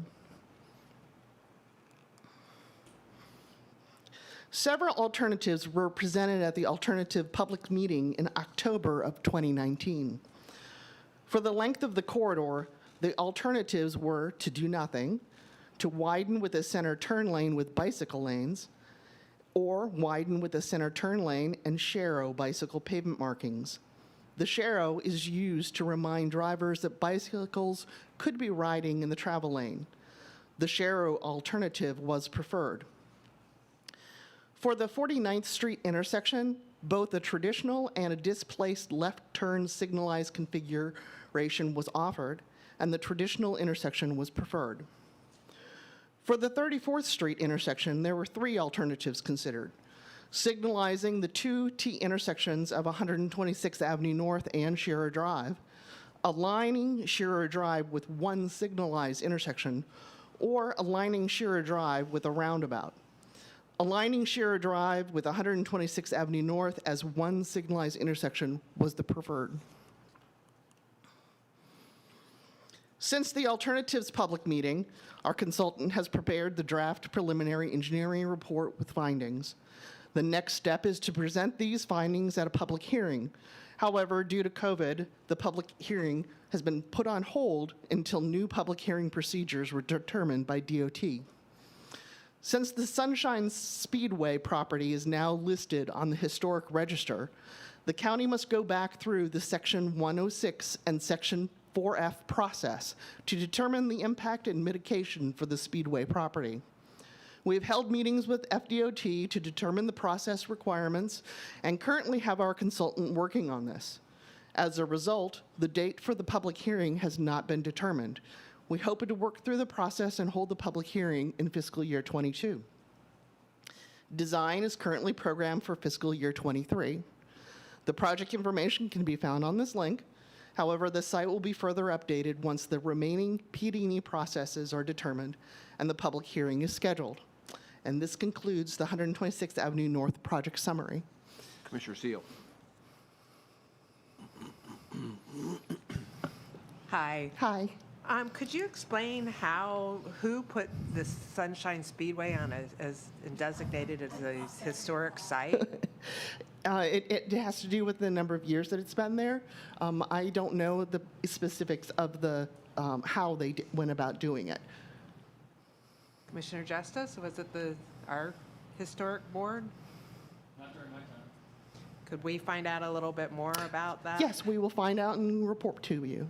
Because I imagine that'll make that much more difficult to try to build a road through it. Yes, correct. We do have right-of-way through that area. However, the Speedway, the deceleration of the drag strip goes through our right-of-way. DOT did purchase the property, but they are leasing it back to Speedway. Isn't that where the crossover comes down to 118th? Yes, it is. The crossover is just to the west of the Speedway. And the DOT even put an overpass over 126, even though it's not there right now. They did put an overpass anticipating the Pinellas County to be putting through 126th Avenue North. So we just have a shorter slowdown area for the Speedway. Or put a net or something to catch it. Just a bit of history. That property was specifically built so that we could build the Roosevelt Express and the Gateway Express. I mean, that was a federal earmark from Congressman Bill Young to purchase that property. Yes, so we need to. Can you speak? Sorry, Mr. It's okay. Go ahead. Well, then, who put it on the historic That's register? what I'm trying to find out, if we can get a little bit more. I haven't ever read anything or seen anything. We used to have horses out there, at the stables next door. Yeah. That would be interesting to know for sure. I mean, unless it's like an old car that finally gets over 20 years and you automatically call it. No, you do have to go through the process. Okay. I will find out who Yeah. and everything that's gone on. I apologize for not knowing right here at the stand. Other question I had is the, on page 5 where it shows the 34th Street, I'm assuming that the trail continues all the way there and through that 34th Street intersection? Correct. Continues on? Sheer Drive. Okay. Yes, that is an additional project going along Shearer Drive and then going up 28th to the existing connection of the trail along Roosevelt on the north side. Okay. It'll be part of the Pinellas Trail Loop. Right, got it. Okay, any other questions on 126th Street? Okay. Thank you. Thank you.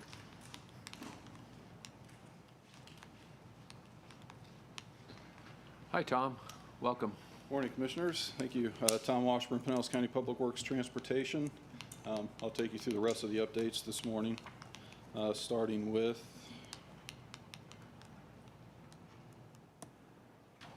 our East Lake Road Corridor Study. So this one is just getting underway. We've talked about this. This is the section of East Lake Road that extends essentially from the Pasco County line at Trinity down to Curlew Road. It's about a 9-mile section. We have the consultants on board. They've started their data collection. They've been on board since about May. So they've collected existing traffic counts. They've collected existing crash data. They're in the process of going through that analysis. You can see here just a little bit of background on the corridor. The section we're talking about is the north section of East Lake Road in the county. Quite a few significant traffic generators within that corridor, several schools. We've got John Chestnut Park. We've got several public golf courses now. We've got the East Countryside Hospital. So quite a bit of traffic generators. We also have the Pinellas Trail that runs along the west side. The project scope is to identify basically the needs of the corridor extending out to at least 2045. So like I said, the consultant has collected existing counts and crash data. They're in the process of projecting those counts out.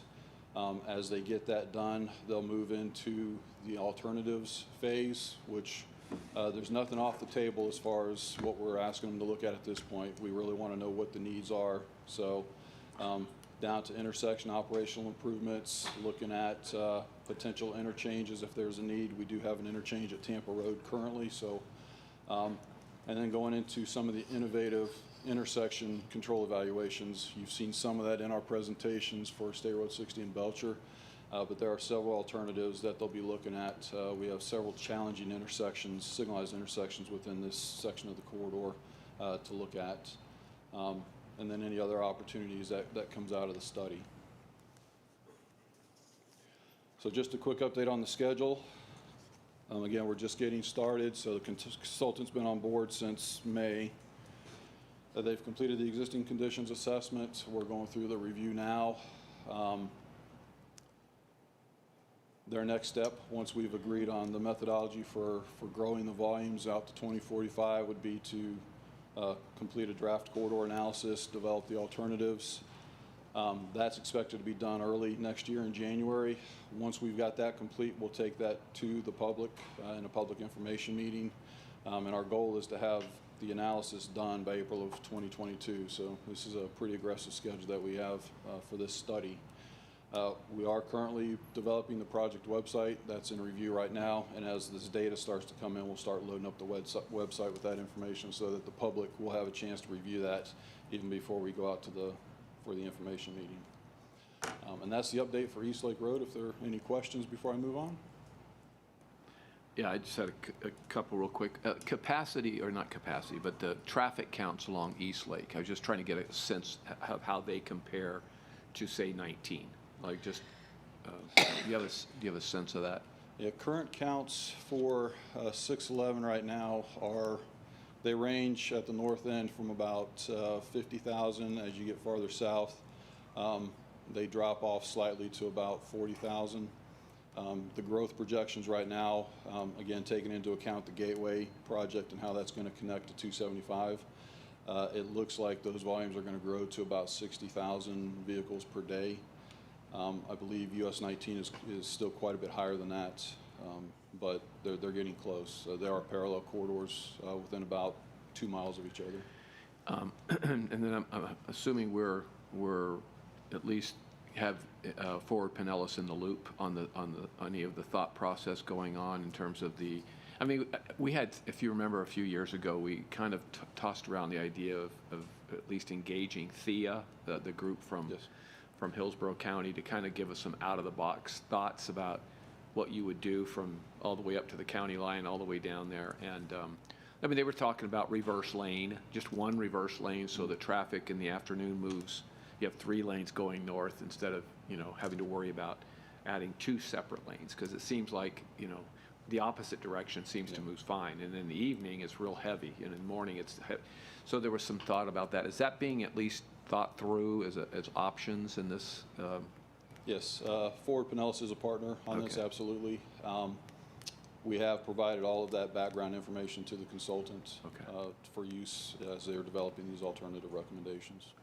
Okay, and then the only other question I had is on the trail from John Chestnut, the project that will never start. It just seems like it's been sitting there. I guess it's a lot of rain. There were some utility issues and now rain issues. How far? What do you anticipate that trail being finished down to the canal, and where are we on the permit for the crossing of the canal? We have the permit for the crossing of the canal. We're still, I believe, in the process of gathering the easements that we need. Oh, okay. I don't know if we're any closer to obtaining those easements. So I think we get close, and then we take a step back. Kelly's coming up, so she might. Yeah, we need an easement over there by Boot Ranch at the apartments, and we are in communication with them every single week. So they have signed and sent it back to us with some changes that the real estate folks are taking care of, and we're getting very close now on that one. Okay. And so, but we have the permit, so really we're ready to go once we get that other issue taken care of. We'll have to work with the contractor right now. We're getting close to being out of time with regard to them being able to construct the overpass within their contract. So we are working quickly. Unfortunately, the property changed hands in the middle of the negotiations on the easement, and that created a severe roadblock. Is the trail north of Curlew finished up to Tampa Road? Is that finished? The trail's constructed. We have that one gap up to John Chestnut, but from John Chestnut up to Keystone is completed. And then from there it goes east and west. In the John Chestnut piece, now we are waiting on weather relief, is that? Correct. The contractors told us that once the rainy season passes, they expect to be back in that section in September. Okay, all right. Thank you. Any other questions for the East Lake update? All right, go ahead, Tom. Okay. The next project is we've got 3 bridge projects to talk about. The first is Beckett. This is the one that's the farthest ahead. So just a little bit of history. Beckett Bridge is located in Tarpon Springs. The PD&E has been completed. We did receive the location criteria acceptance from the Federal Highway Administration. The preferred alternative is basically a replacement in kind with a movable bridge. Beckett Bridge is a historic bridge. It's on the historic register, and so there's additional requirements that come along with that. So there is a memorandum of understanding between the county, DOT, Federal Highway Administration, and the State Historic Preservation Office on mitigation requirements. And that's really the focus of what I wanted to highlight for you guys today. Question? Yes, Commissioner Justice. Thank you, Mr. Chairman. On the not so much the bridge itself, but I've got a lot of communication from Tarpon City Commissioners about the approach to the bridge as far as bike and walk paths. Have we gone any further on that, or are we still status quo? We have installed a crossing on the west side of the bridge with an RRFB that provides access, if you're on the west side, to be able to get to the sidewalk. This project will actually install the same thing on the east side by the Tarpon Springs Yacht Club. There is plans to do that. So we have made those improvements recently. All right, very good. Thank you. Sure. So some of the key mitigation requirements that came out of this memorandum of understanding is to form an aesthetics committee, which has been done. That includes representatives from Pinellas County, Tarpon Springs, FDOT, the Tarpon Springs Yacht Club, the Tarpon Springs Historic Society, and the United States Coast Guard. That committee has met 4 times. Other requirements are related to salvaging and reusing as many of the bridge elements, existing bridge elements, as possible. And I'll show you some renderings of what the plan is and what came out of those aesthetic meetings. And also to salvage the historic bridge plaque.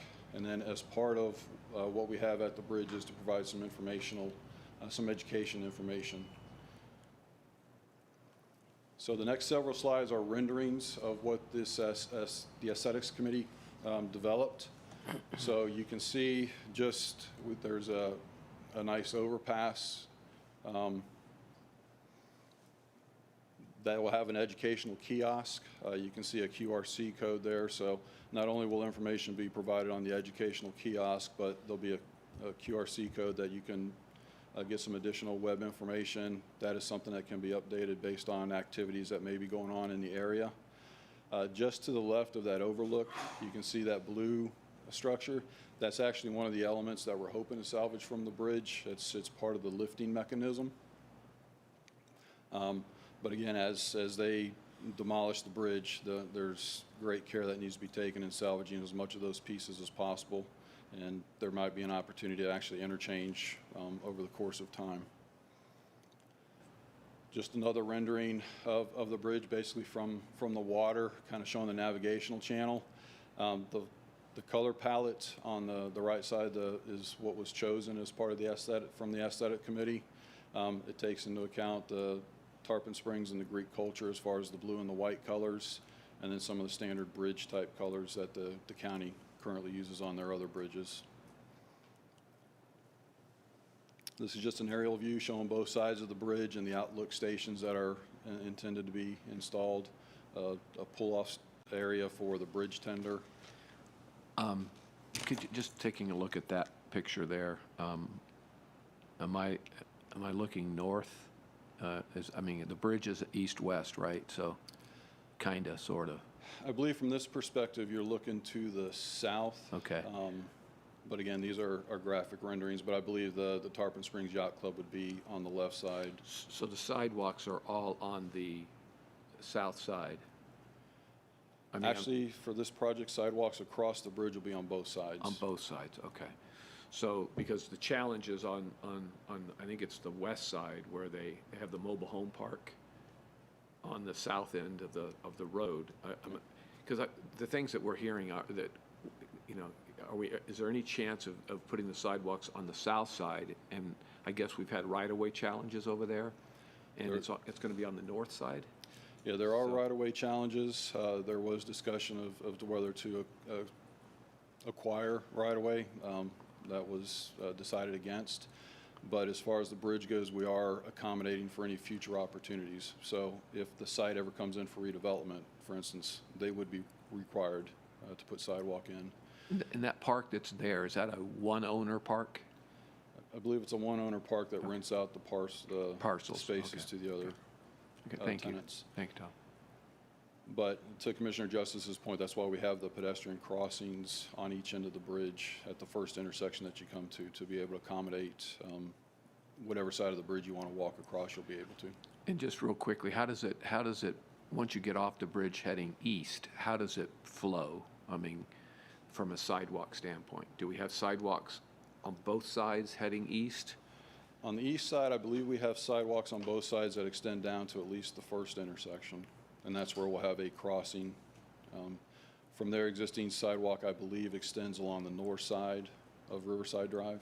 Okay. But we are accommodating pedestrians and a safe crossing on each end of the bridge. And at the appropriate time, do we have some capability of maybe having a brief, quote, town hall meeting to show the final plan? A lot of people have a lot of questions about what okay. Yeah, I'll get to that on our next steps. Excuse me, go ahead.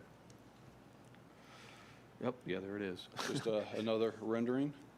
And then one final rendering here, again, just showing different angles of the bridge and the outlook stations that will be part of the project. So moving into our next steps, again, we're very close to final design. We expect final design in the fall of this year. From there, we'll develop the construction documents, advertise, and select a contractor. Once we have the contractor selected and they start to mobilize and we get their construction schedule, just prior to mobilization, we'll have another community meeting that'll discuss what the residents can expect during construction, the duration, the different phasing. This one will involve a detour for at least part of the project, so we'll go into all those details with the public. Any other questions on the Beckett Bridge project?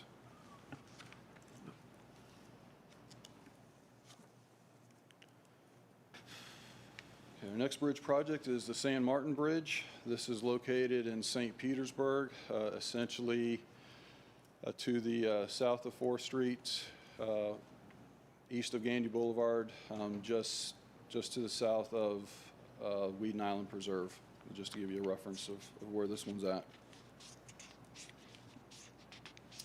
This one, again, we've completed The study requirements of the PD&E, we've had our community outreach, we've had 2 meetings. Again, this goes back to 2016, so that the PD&E study has been going on for a while.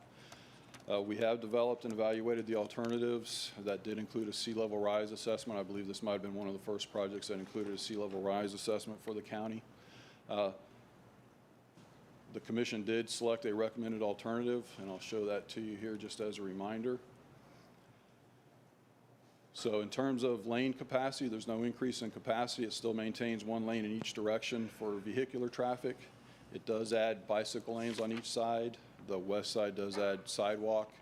And then the east side contains a multi-use trail that ties into the city's North Trail or North Bay Trail extension. And when that's completed, that'll extend up into Weeden Island and over to Gandy Boulevard and up across the bridge. This just shows the roadway typical sections with the dimensions. So 11-foot travel lanes, 7-foot bike lanes, a 12-foot shared use path. This will tie into the roadway approaches. So the cross-section that we're building for the bridge will tie in to the roadway connections as well. When we get into construction, the bridge itself will shift slightly to the east of its current location. There's benefits here that allows us to maintain traffic along San Martin Boulevard. This is a significant connection between 4th Street and Gandy for the residents that live in that area. So it'll allow us to phase the construction, build part of the bridge, maintain traffic on the existing bridge without the need for detours. And so our schedule on here, again, we got held up a little bit completing the PD&E study. Our next step in there is the public hearing to take the preferred alternative back to the public, submit that to the DOT and the Federal Highway Administration. The final step in the PD&E process is to receive the location and design concept acceptance. Once we have that, we can move into design. We're anticipating the public hearing to take place in September of this year. We anticipate that'll be a hybrid meeting. That's been approved by the DOT in terms of how we can conduct the meeting. And again, once we've completed the study phase and received that approval, we can move into design. We anticipate moving into design in fiscal year 23. It's about a 2-year design process, and so anticipating construction right after that. Any questions on the San Martin Bridge? All right, you're making it easy for me.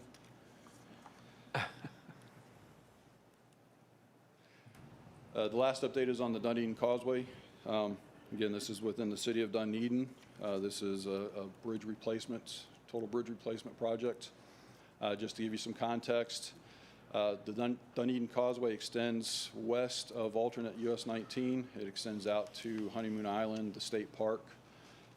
Within the causeway itself, so you have, and west of the bridges, you've got the Honeymoon Island State Park, you've got residential properties, and then you have the recreational causeway, the beach areas. The project itself will replace both of the bridges, the main bridge over the main channel and then the tidal relief bridge. It'll also take care of the roadway work and sidewalk and maintain the shared use path that we have for the Pinellas Trail. The PD&E study was completed in 2019.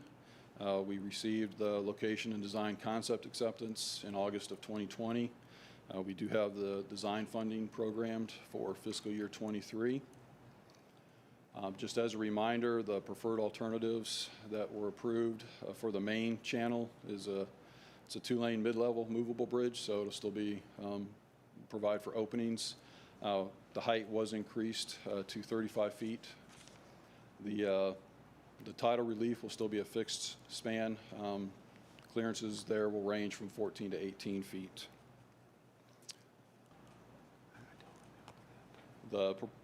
This takes you down to the ground level. This is the typical section. So again, we're not adding roadway capacity. We're still maintaining 1 travel lane in each direction. There'll be shoulders on each side, which is not out there currently. The 8-foot shoulders on each side will also provide for bicycle travel for anybody who doesn't want to use the trail or the sidewalk. The north side of the bridge and the north side of the causeway will provide us a 5-foot sidewalk, and then the Pinellas Trail will continue along the south side. When we come off the bridge and do the construction to get down on the ramp approaches back down to grade, to preserve environmental and the recreational facilities and not impact those any more than necessary. There will be vertical retaining walls for the roadway section itself. And you can see in the lower left, the graphic shows that the sidewalk and the trail will be at a lower elevation as we're coming down. But again, this design was chosen to minimize impacts to the environmentally sensitive lands and also to minimize impacts to the beach area. During construction, on the left you see the way the construction will work for the main channel. So it'll exist in essentially the same location that it is today. To be able to maintain traffic, what we will be doing is constructing a temporary structure to the south, move traffic over to the temporary structure, take the existing bridge down, rebuild it to the new standards and the new design, and then we'll remove the temporary bridge when that's completed. For the tidal relief bridge, we don't have the same options there, so what we will be doing is similar to what I talked about on San Martin. It'll be a phased construction where we'll build the new bridge slightly to the south of the existing, phase the construction so that we'll be able to maintain two-way traffic, so there should be no impact to the residents that live out there or to the visitors to Honeymoon State Park.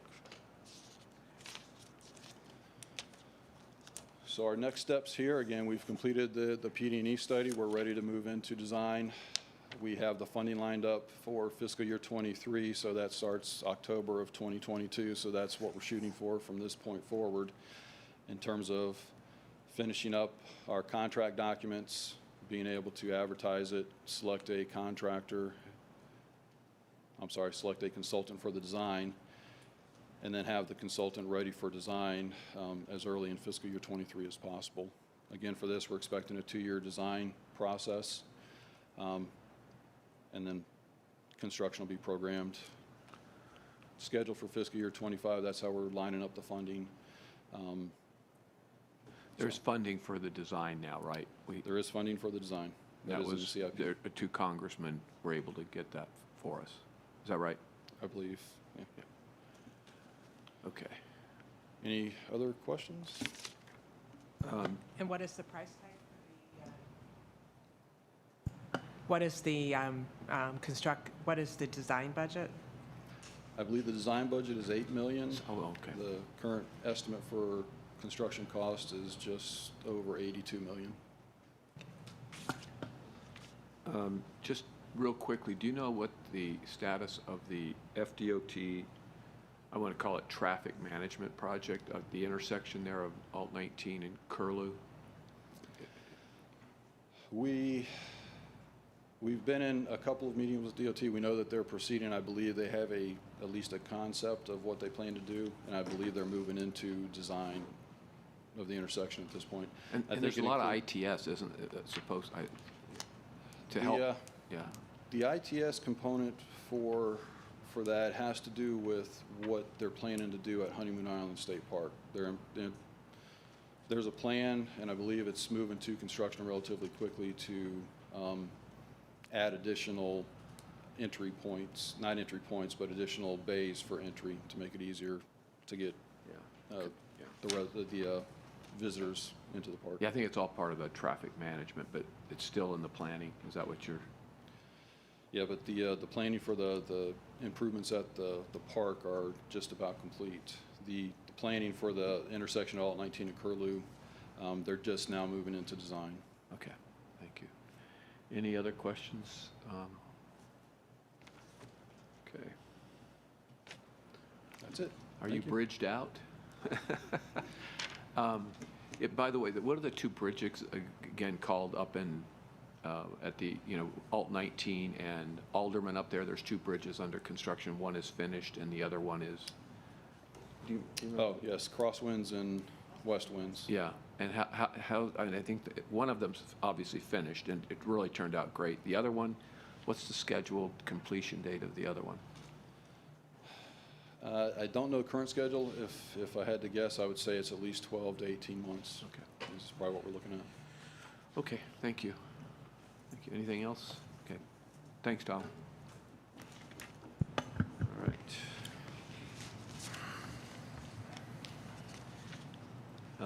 Barry,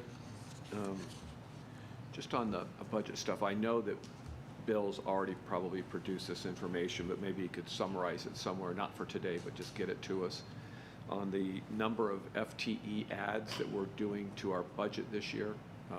Sure, we can summarize that. Yeah, and what funds they come from, and how many dollars we're talking about. How many FTEs, the funds, and what, yeah, that'd be great. I know Okay. you probably already have that somewhere.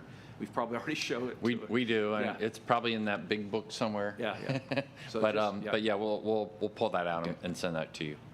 That's the new positions, not the, Correct. yeah, okay, thank you. And you know, remember, there's several that are offset where we were using temporary staffing agencies. We've been using that temporary staffing agency for 10 years, and so now we're converting them. Yeah, just, So you know, asterisk we'll that. show you. Yeah. That's an increased cost, not really new positions, but we'll show you the breakout and how that impacts the head count. Yeah. He said to send it to him, so. Yeah, and just as a reminder, and we will send it to you again, but August 3rd, the presentation had that information in there. Thank you, that's what I was looking for. He remembers all that, I don't. So. Obviously, I don't either, so. August 3rd had the FTE. Okay. All right, you ready to agenda briefing? Yep. Okay, items 1 through 3 are various presentations and awards. Item 4, citizens to be heard. Items 5, vouchers and bills. Item number 6, you'll want to pull off. That'll be a report on Oasis Acres from the clerk's office, and we will go through kind of staff's response to that and actions that we've taken since then. 7 and 8 other reports for filings, miscellaneous receipt for filings, and 8, 9, 10, and 11. Item number 12 is declaring surplus equipment put out. Item 13 is ranking of firms for architectural consulting services.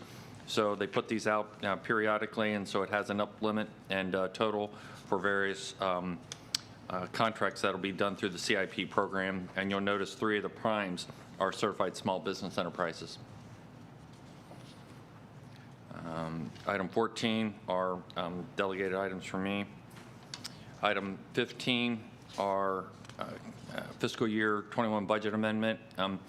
This has to do with our credit card payments to Acela and aligning those funds because of those user fee payments. These will be passed on to the users once the new Acela program is up in FY22. They'll be able to charge that off. It wasn't up, the Acela wasn't implemented at that time. Item 16 is beach nourishment for Treasure Island. It's a grant application to Florida Department of Environmental Protection. And item 17 is the same thing for Long Key Upland Beach Nourishment for FY23. Item 18 is ratification, approval of grant funds that I applied for on your behalf for Red Tide. This is the initial payment, so initial grant of $902,000. There'll be more coming. It's over $2 million, so we'll be fully reimbursed. Item number 19 is award of bid. This is for Submergent Technologies for wastewater grit removal services. Item 20 is ranking of firms. This is for McKimmon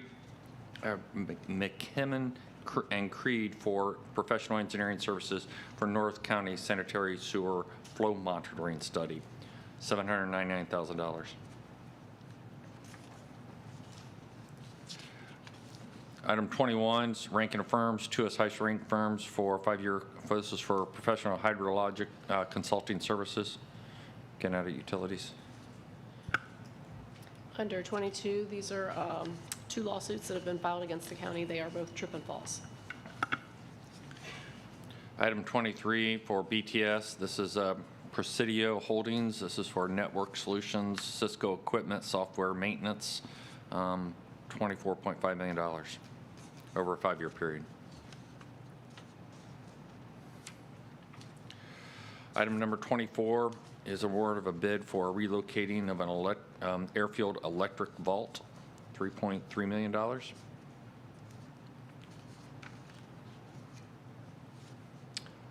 Item number 25 is, this is in support of Florida Housing Finance Corporation for these tax credits that they have to apply for. So we had a competitive process that people were able to submit. The Heritage Oaks Apartments scored 89 out of 100 points. This will replace 48 units at the existing Rainbow Village.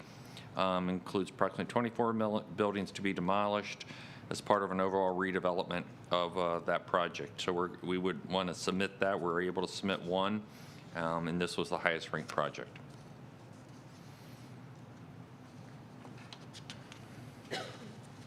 I didn't see any. Item number 26, first option renewal and interlocal agreement with Florida Department of Health. This is our Health Care for Homeless program, $11.6 million.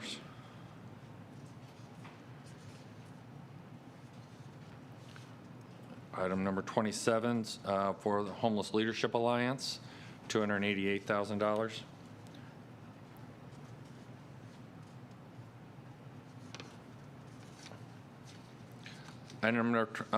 Item number 28 is for the Children's Garden that you've all heard about. We've seen pictures of and everything out at the Botanical Gardens right here. And so a good project with they raised funds for a $2.3 million facility. Just a quick question. Yes, Commissioner Justice. Thank you, Mr. Chair. Just what, I assume our staff does a review of the foundation and the naming and all of the background things that, for the naming policy part of this part, isn't that in this?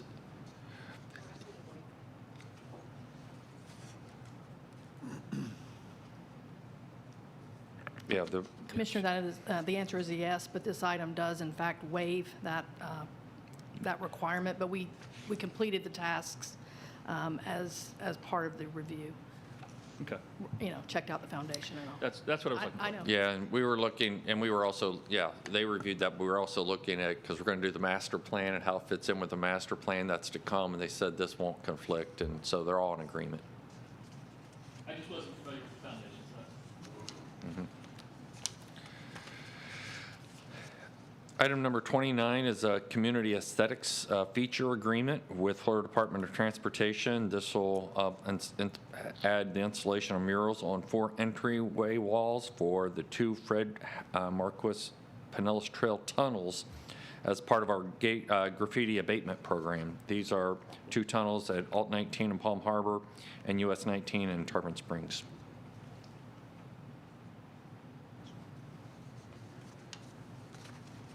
Item number 30 is a First Amendment and extension to increase the agreements for 5 firms for our land survey and mapping. So this is land surveying, mapping, subsurface utility locating, and GIS services. You can see the firms listed, upset limit of $150,000 for each firm for a total amount of $850,000. Barry? Yes. Yeah, real quick on the mural. Mural program that you're talking about. I'm assuming that we have vetted these with the community. I certainly hope we don't have any of the same lack of vetting complaints. I'm assuming not, but Kelly can come up to speak to it. Nope, it's all good. All that community engagement has already occurred. We also have a member of CNCN on the panel, and we've already had a community meeting to specifically choose these murals. So for this location, we're good. yes. Okay. All right. Thank you.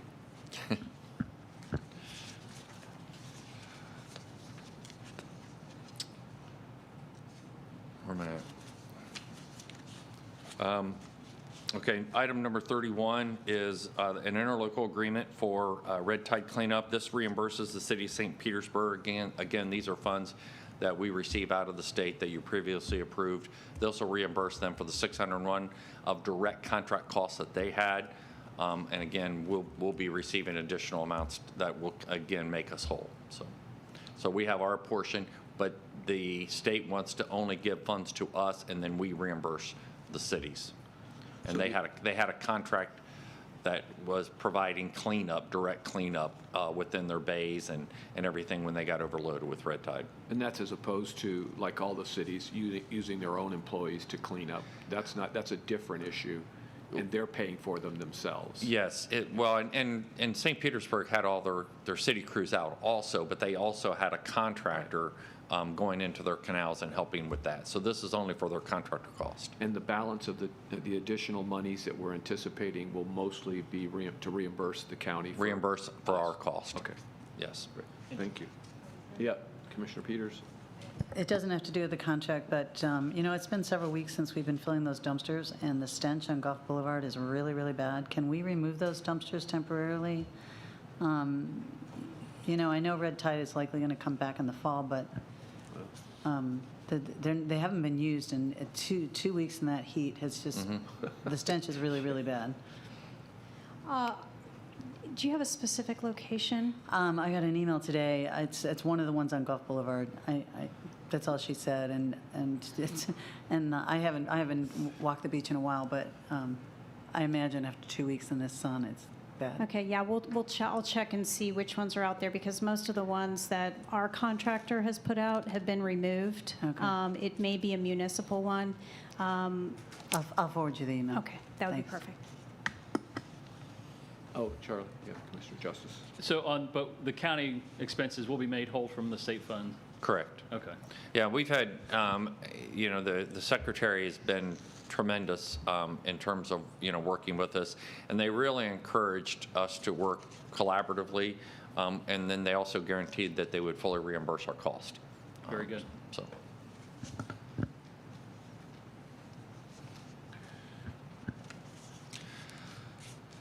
Item number 32, actually, who's going to give this presentation? Jill. Item number 32 is interlocal agreement with Hillsborough County, the City of St. Petersburg, and the City of Tampa for the interpassenger ferry service that we've had in place. And I've asked Jill to come up and give you a little background and give you some of the metrics associated with this contract for discussion. Good morning, Mr. Chair, Commissioners. I should have introduced myself a moment ago. Jill Silverboard, Deputy County Administrator. We have a very brief slide deck, as the administrator said, to provide you with some additional information regarding the proposed interlocal agreement for the Cross Bay Ferry intercity service. A little bit of history. City of St. Petersburg previously contracted with HMS Ferries for a seasonal service with Hillsborough, Pinellas County, City of Tampa, and Florida DOT participating financially. The pilot season was in 2016-17, and in April 30th of this year, we concluded our 3-year agreement. The DOT grant has been fully expended for the contract that just expired. The subsidy per rider amounts that you see on the screen are based only upon our subsidies, don't reflect revenues that HMS would have collected directly. And for the term just ending, the one-way fares were $5 for youth, $8 for seniors and military, and $10 for adults. A little over a year ago, a survey was conducted to determine where the riders originated from, when they rode the ferry. So as the pie chart on the left reflects, about 38% of the riders surveyed were from out of state or other locations in Florida. And as the graph on the right reflects, the ridership was far and away on weekends. This slide was provided from the City of St. Petersburg. But go back one slide, Jill. The other important point to make is by far, the vast majority of the ridership is during the weekend.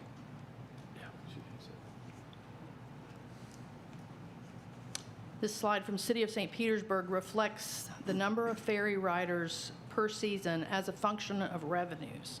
However, we don't have historical operational revenues or operational costs for each season to be able to gauge exactly, but we understand that this revenue line is from fares collected and does not factor in the subsidies as a part of this particular presentation.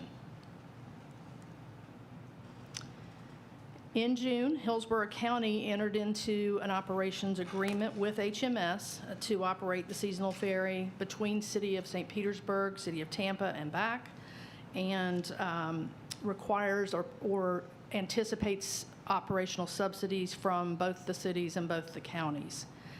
City of St. Petersburg has approved this interlocal agreement. They did so in July. City of Tampa approved it on August the 5th, and Hillsborough County approved it yesterday. The interlocal agreement that each of them have approved and you're going to consider next week is a 4-year agreement. It increases the seasonal service by 1 month per year until you get to a year-round service in year 4. Obviously, you can see on the slide the subsidy amounts also increase proportionally over the contract term. They do intend to apply for DOT funding, once again, to offset these subsidies.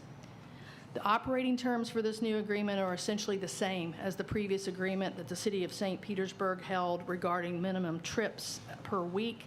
However, HMS is proposing to raise the rider fares, with youth now being $8, military and seniors being $10, and I believe it's $12 per adult per ride. We do not have ridership projections for this agreement. We have specifically noted, however, and it's important, I think, for you to know that the operating agreement does not require the ferry to run on weekdays. It only requires them to run on weekends. It doesn't preclude running on weekdays, but it doesn't stipulate. There are a couple of other provisions to highlight. The agreement does stipulate that HMS revenues over $400,000 per year will be proportionally shared.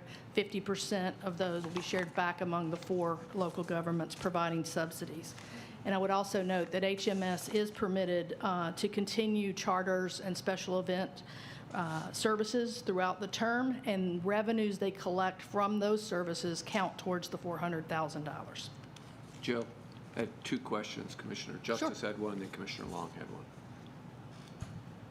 Well, I was going to wait till the end, but in previous years, there was issues with during major events, they didn't run.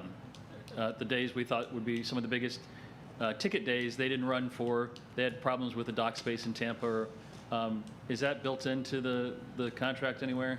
They have attempted to address the capacity issue relative to the docking facilities and the locations themselves, but the agreement doesn't speak to that service being mandatory. It simply talks about special events.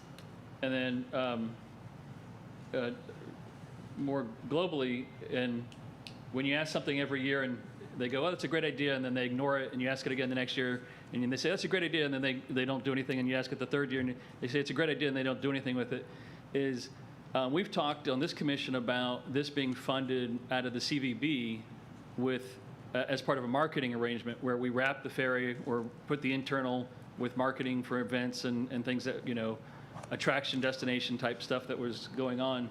But it doesn't seem that has, an inch of conversation has happened in that direction. Are you aware of any? We did discuss, once we learned that Hillsborough had entered into the new agreement with HMS back in June.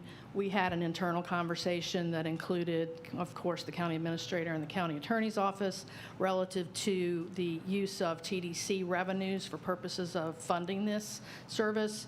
And it would only qualify in the context that you clarified, Commissioner, which would be we would have to have some type of advertising or wrap or something of that nature in order to qualify the value of those investments towards our subsidy.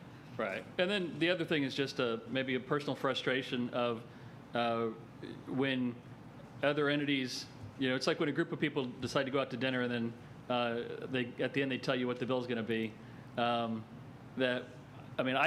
read about this in the paper. I read about that this was a deal done in the paper, and so that part is a little disappointing. I know that's not you, that's whoever, but that's just a little personal frustration with this project. Yeah, I believe the first communication that the administrator received was in June, at the time So- the Hillsborough approved their agreement with HMS. So we were, just to clarify, and we've had great communication amongst, all of our partners on a lot of things. This one, I think, kind of fell through the cracks a little bit. And in particular on this, the last discussion we'd really had was back in the fall when they were talking about a subsidy to fund the boats. So the capital itself, and then there would be no operating subsidy. In other words, they'd be on their own. That's the last I had heard. And then, but there was also discussions about whether, this service along with Tampa to McDill. And so I was kind of letting that kind of play itself out because I really didn't know where they were going with that. And so we did not include this in our budget, so we would have to come up with that. But the bigger, but I did say we were interested in having this discussion. I saw the same thing you saw and made a call, and that's when, they, Hillsborough County got us the information, and we started doing the staff discussion. So, there's been a lot going on this year. It certainly was not intentional, but this was one of those where there were several things that were occurring in how the service would be provided that brought it to where we're at today. So this is my last slide. Cross Bay Ferry intercity service Hold is. on, Jill. I'm sorry, Commissioner. Is it Commissioner Long Oh, had a question? apologies. Yes. Yes, because if I don't ask or say it, it goes right out. Well, you see, I had already forgotten that you had a question. Thank you. I'm sorry about that.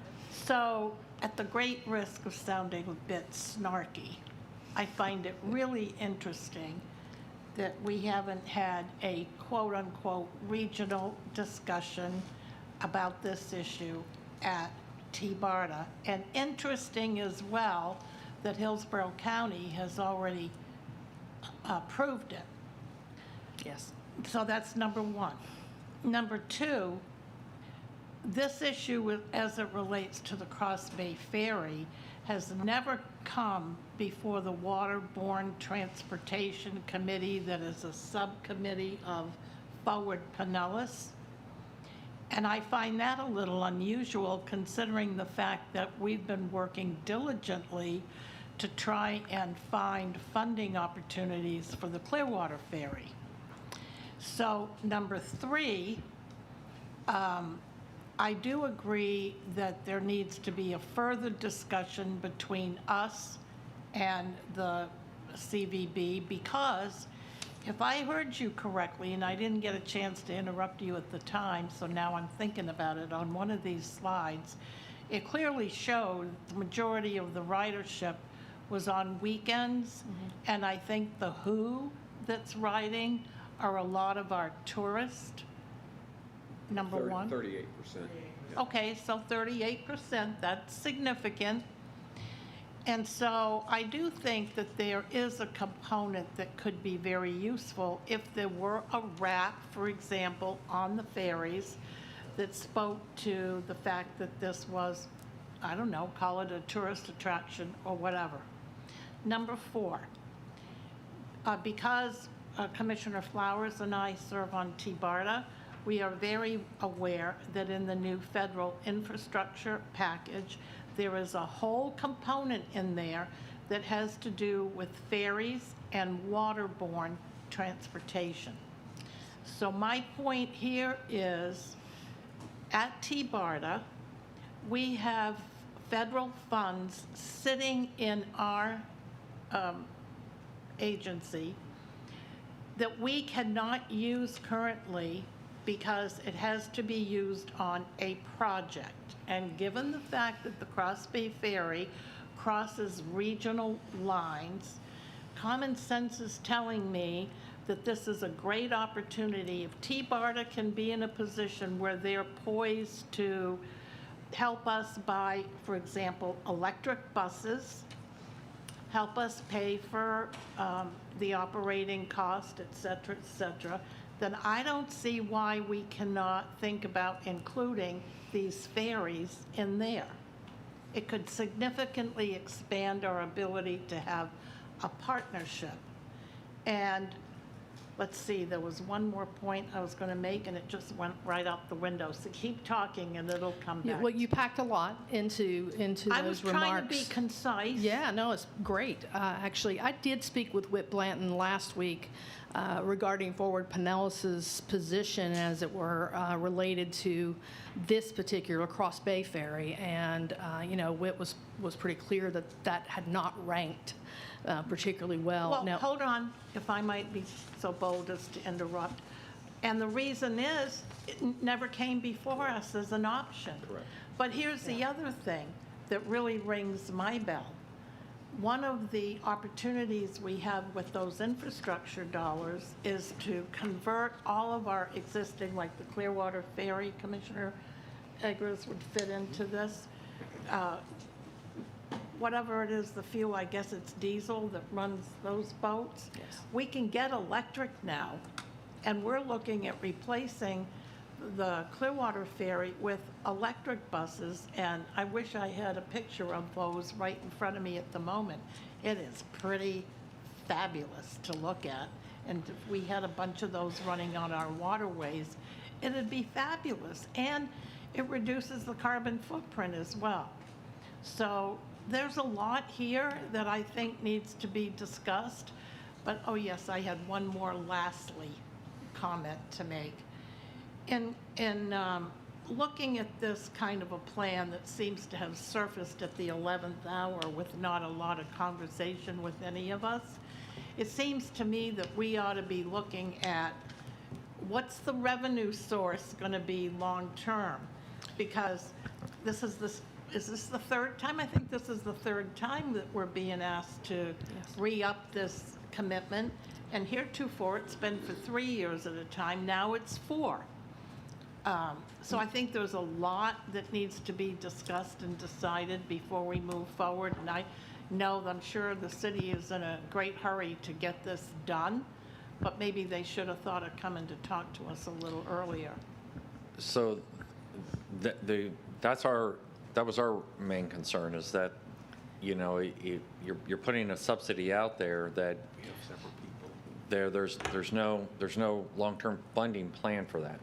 And so the way it's structured, it's not like buying the boat and then they have to operate on their own. It's a subsidy for operation without any commitment or plan on how they would become self-supporting. So that's staff's main concern. All right, let me get to some other comments or questions. Commissioner Flowers? Thank you, Mr. Chair. Can you go back to the slide with the cost variations? Thank you. So the proposed increase for riders, was that dollar amount factored into the request for this subsidy? Commissioner, we don't have any ridership projections for the proposed 4-year agreement. Okay, because I thought I heard you say there was a request to increase the youth rider fee. HMS is proposing in the operations agreement that they have, that Hillsborough County has already approved, to raise the fares per rider. Okay. Yeah. This slide was just about the governmental subsidies. Okay, because I think that increase would have some bearing, I believe, on what the then request for potential government subsidy would be. I'm thinking out loud. Well, it may be beyond the 4 years. It is not baked into this particular proposal, except by virtue of that $400,000 revenue ceiling. If HMS exceeds that, then the fares that they've collected would in fact be a part of the reason they do. And then we would share among the 4 governments 50% of that. Okay. And I recall when the ferry first started, there was dialogue and discussion about utilizing it for work, transport back and forth. So I am concerned, that's why I pushed my button, I am concerned that the predominance of the ridership, that 38% or what have you, is by other individuals and it's on the weekend.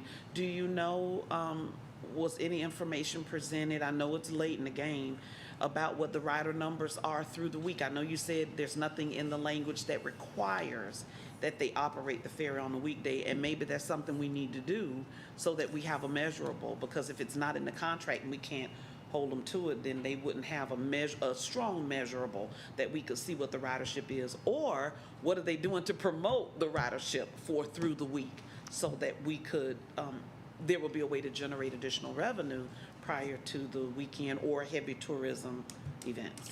So HMS has in their operations agreement language that talks about looking at the historical ridership as a way in which to guide the future ridership under this agreement. But again, the operations agreement doesn't even require them to run weekday services. So we've asked that question, and again, there aren't any projections for weekends or weekdays that we have available to us right now. Okay. If anybody's got them out there, that'd be great, but we've been asking for the last 3 years. So, we did get the 2020 historical data last year, and that's really all we have. So I'm just throwing this out, guys, don't chop my head off. Is there anything that says that we, never mind, I just answered my own question because of the dates in the month. I was gonna say, can we take this up later and give it some time, but because of the dates of our meetings, that's not, that would not be fortuitous form with the time.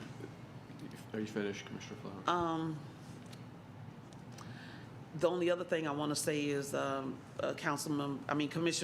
Commissioner Long is correct. We've talked about the electric ferries. We had a long discussion about the electric ferries running from Clearwater to come around, and even had some renditions of those ferries and what the route would look like around those ferries. And I know that would take more time, but I think we certainly need to start having conversations veering in that direction, and that would take some of this financial burden off of us providing that input. And if we're not going to be a part of the initial conversations, then that gives me great angst that on the back end, you want us to shore up the budget for it. So, thank you, Mr. Chair. Commissioner Gerard? Oh, I got all kinds of stuff to say about this. This deal has frosted me from the beginning when it first came to us. And the first time we funded this, for those of you who weren't here, we funded this out of,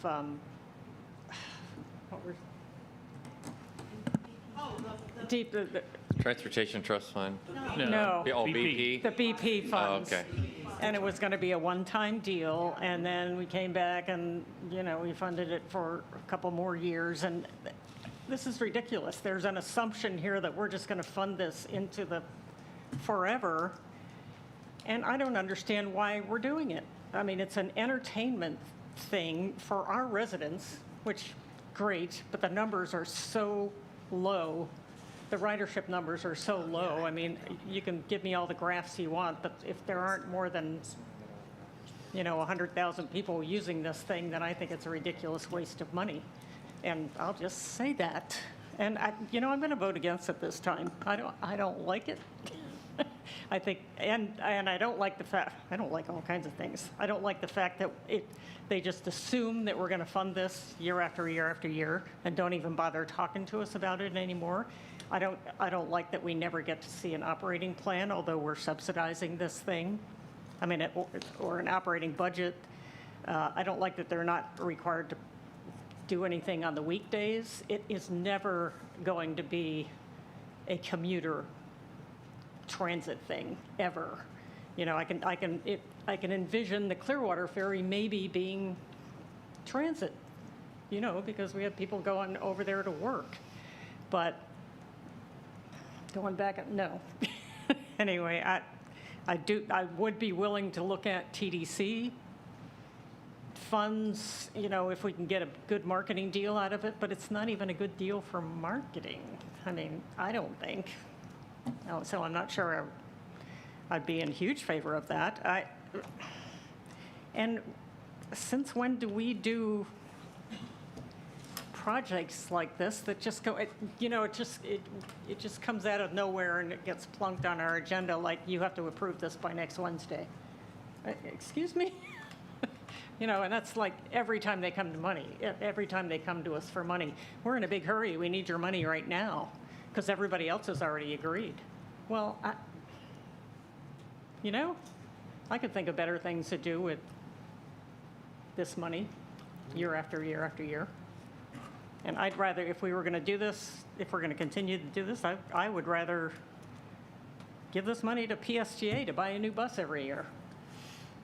Why are we funding this entertainment thing? And that's enough, that's the end of my rant. Commissioner Peters. Well, my rant sounds a lot like Commissioner Gerard's rant. I didn't support this last time, and last time they came to us and they were going to increase the routes. They were going to go from the port to downtown, so Tampa was going to get an extra route, yet we still paid the same amount of money. They never did do the extra route. They also said that they weren't going to come back to us, I believe, for money. And they're not transparent. I don't think they're a good partner if they aren't giving us the information. So, you know, what are we saying to other people that we partner with, that we demand all this information and the other partners are transparent and these aren't? And to sign on to something on a 4-year commitment when we don't even know what their projected plans are, I think it's a very big mistake, and you're responsible for this body to do that. So I would definitely be an absolute no on this one. For a second, I thought maybe I would go with a 1-year deal and give them a chance to come back around, but I don't even think I would support that at this point. I think it's a bad deal for this commission. Commissioner Seal. Well, so don't everybody be surprised, but I completely concur with Commissioner Gerard, and I will not be supporting this. This is not how we conduct business. Believe it or not, Commissioner Peters, I concur with you. Took a little heat last time when I approved the 2-year agreement, but it was supposed to be over. And I wanted to give it a chance to get some legs and really, you know, try to make it a transit alternative. And obviously it is a tourist attraction. And I also remember the wrap. I think the reason why they didn't want to do a wrap was because it wasn't advertising Tampa. So I'm not sure that's even a possibility. So I cannot support this. Commissioner Long. Well, now I'm kind of struggling because while I agree with Commissioner Peters and Commissioner Gerard wholeheartedly, I always hesitate to say, because I'm old enough to learn it, just usually, oh yeah, well, we'll see about that. I don't like to say it will never, ever be. So I was right with you 100% until you said that, Commissioner Gerard, just because a lot of this conversation sounds a lot like the growing pains we had at PSTA when we did not have the ability to have enough buses and or enough routes and or enough timely routes where people could actually depend on it to get back and forth to work. And you know, Commissioner Gerard, you've been riding the bus now for quite some time, and it is a labor of love or necessity because you cannot get from downtown St. Pete, for example, where Commissioner Flowers lives, up to here or the courthouse in any reasonable time to where you could consider it as an option to go back and forth to work. So I do think that given that, you know, there are plenty of other examples around the country and around the world where waterborne transportation is used as a very reliable transportation option for the public. If there's enough boats, if they run on time, if they're frequent enough, et cetera, et cetera, et cetera. And I say that because for the first time in, a couple, 2 or 3 generations, it now looks as if we're going to get an infrastructure bill that could potentially help us move the dial in this area. And if we do, the big thing there is if, you know, I would be willing to consider this, but I agree with everything everybody else has said about the way in which it came to us and how much for granted we are being taken in terms of being willing to approve it. at the 11th hour with no discussion, or as I think it was Commissioner Gerard said, no operating plan or any conversation about where's the money coming from. So yeah, I resent it, and I'm a no as well, if I had to vote on it today. This is like music to my ear, because I think from the very beginning, the plan was, they were talking about a transit alternative. I didn't buy it, but that's what they did. They talked about it being a pilot. They talked about us not fronting money going forward. We did it again, and here we are another time to do another four-year commitment. I worry about their planning, so much so that they come to us at the 11th hour for the ATM machine kind of thing. There is a lot of discussion about waterborne transportation for whatever purpose, whether it's transit in some areas. I don't think it would be here. I do think Commissioner Jardy made a comment about the Clearwater, and there's some argument for that because people, it's so tough getting across that they just park and they go over there and work. So, but there's a conversation going, at least in Pinellas County through the MPO, about waterborne transportation. We have a subcommittee and we're looking at different alternatives, and I think that's where it belongs. I'm an absolute no on this, and I think we can do a better job. And frankly, the way they have come at it this year is disconcerting. But more to the point, this is really a tourist attraction. It is a fun attraction. It's not transit. You showed numbers here where people are coming from. I'm not going to just say that it's only St. Pete and Tampa, but it's pretty St. Pete centric, the numbers we saw originally in terms of Pinellas County.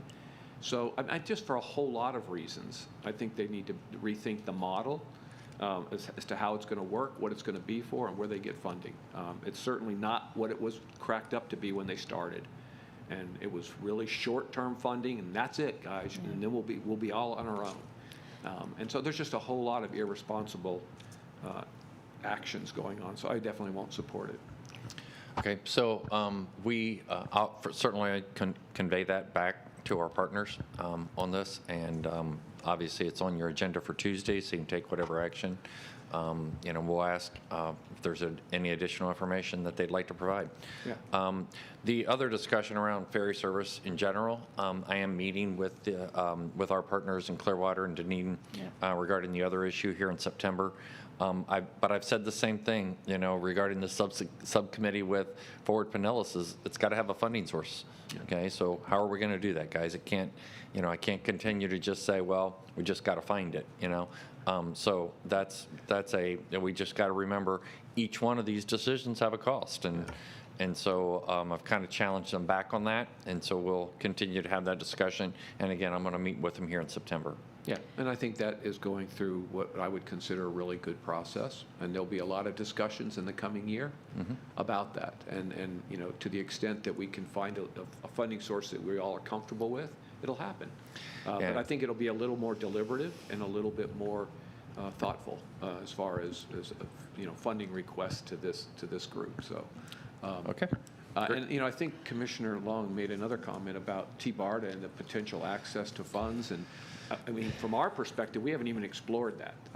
You're mentioning that, but we haven't even really looked into any of that. No, we haven't, again, and we'll reach out to them because that's first I heard of that today. I wouldn't expect Hillsborough or Tampa to understand the committee at Forward Pinellas, obviously, right. But they are part of T-BARTA, and I'll raise that issue with them.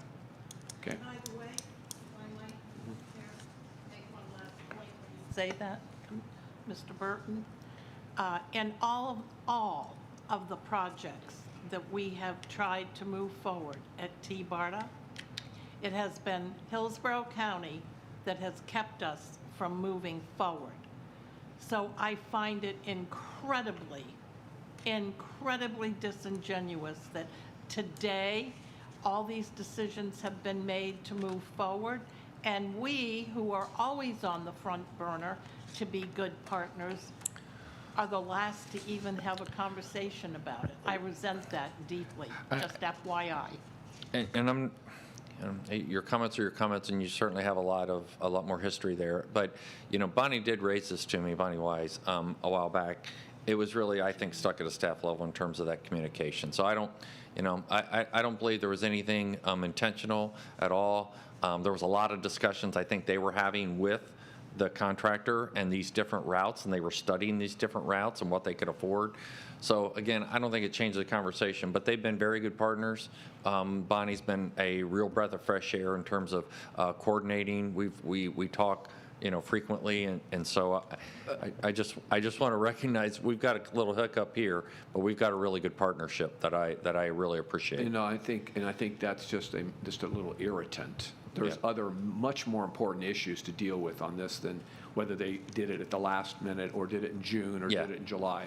There's structural issues with this program that we're very concerned about. So that's really the message. And that's thank you, because that's what I really wanted to make.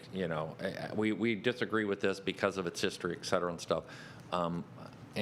But we do work together well, and I don't want someone to have that perception that we're not, because we do. It's not just its history.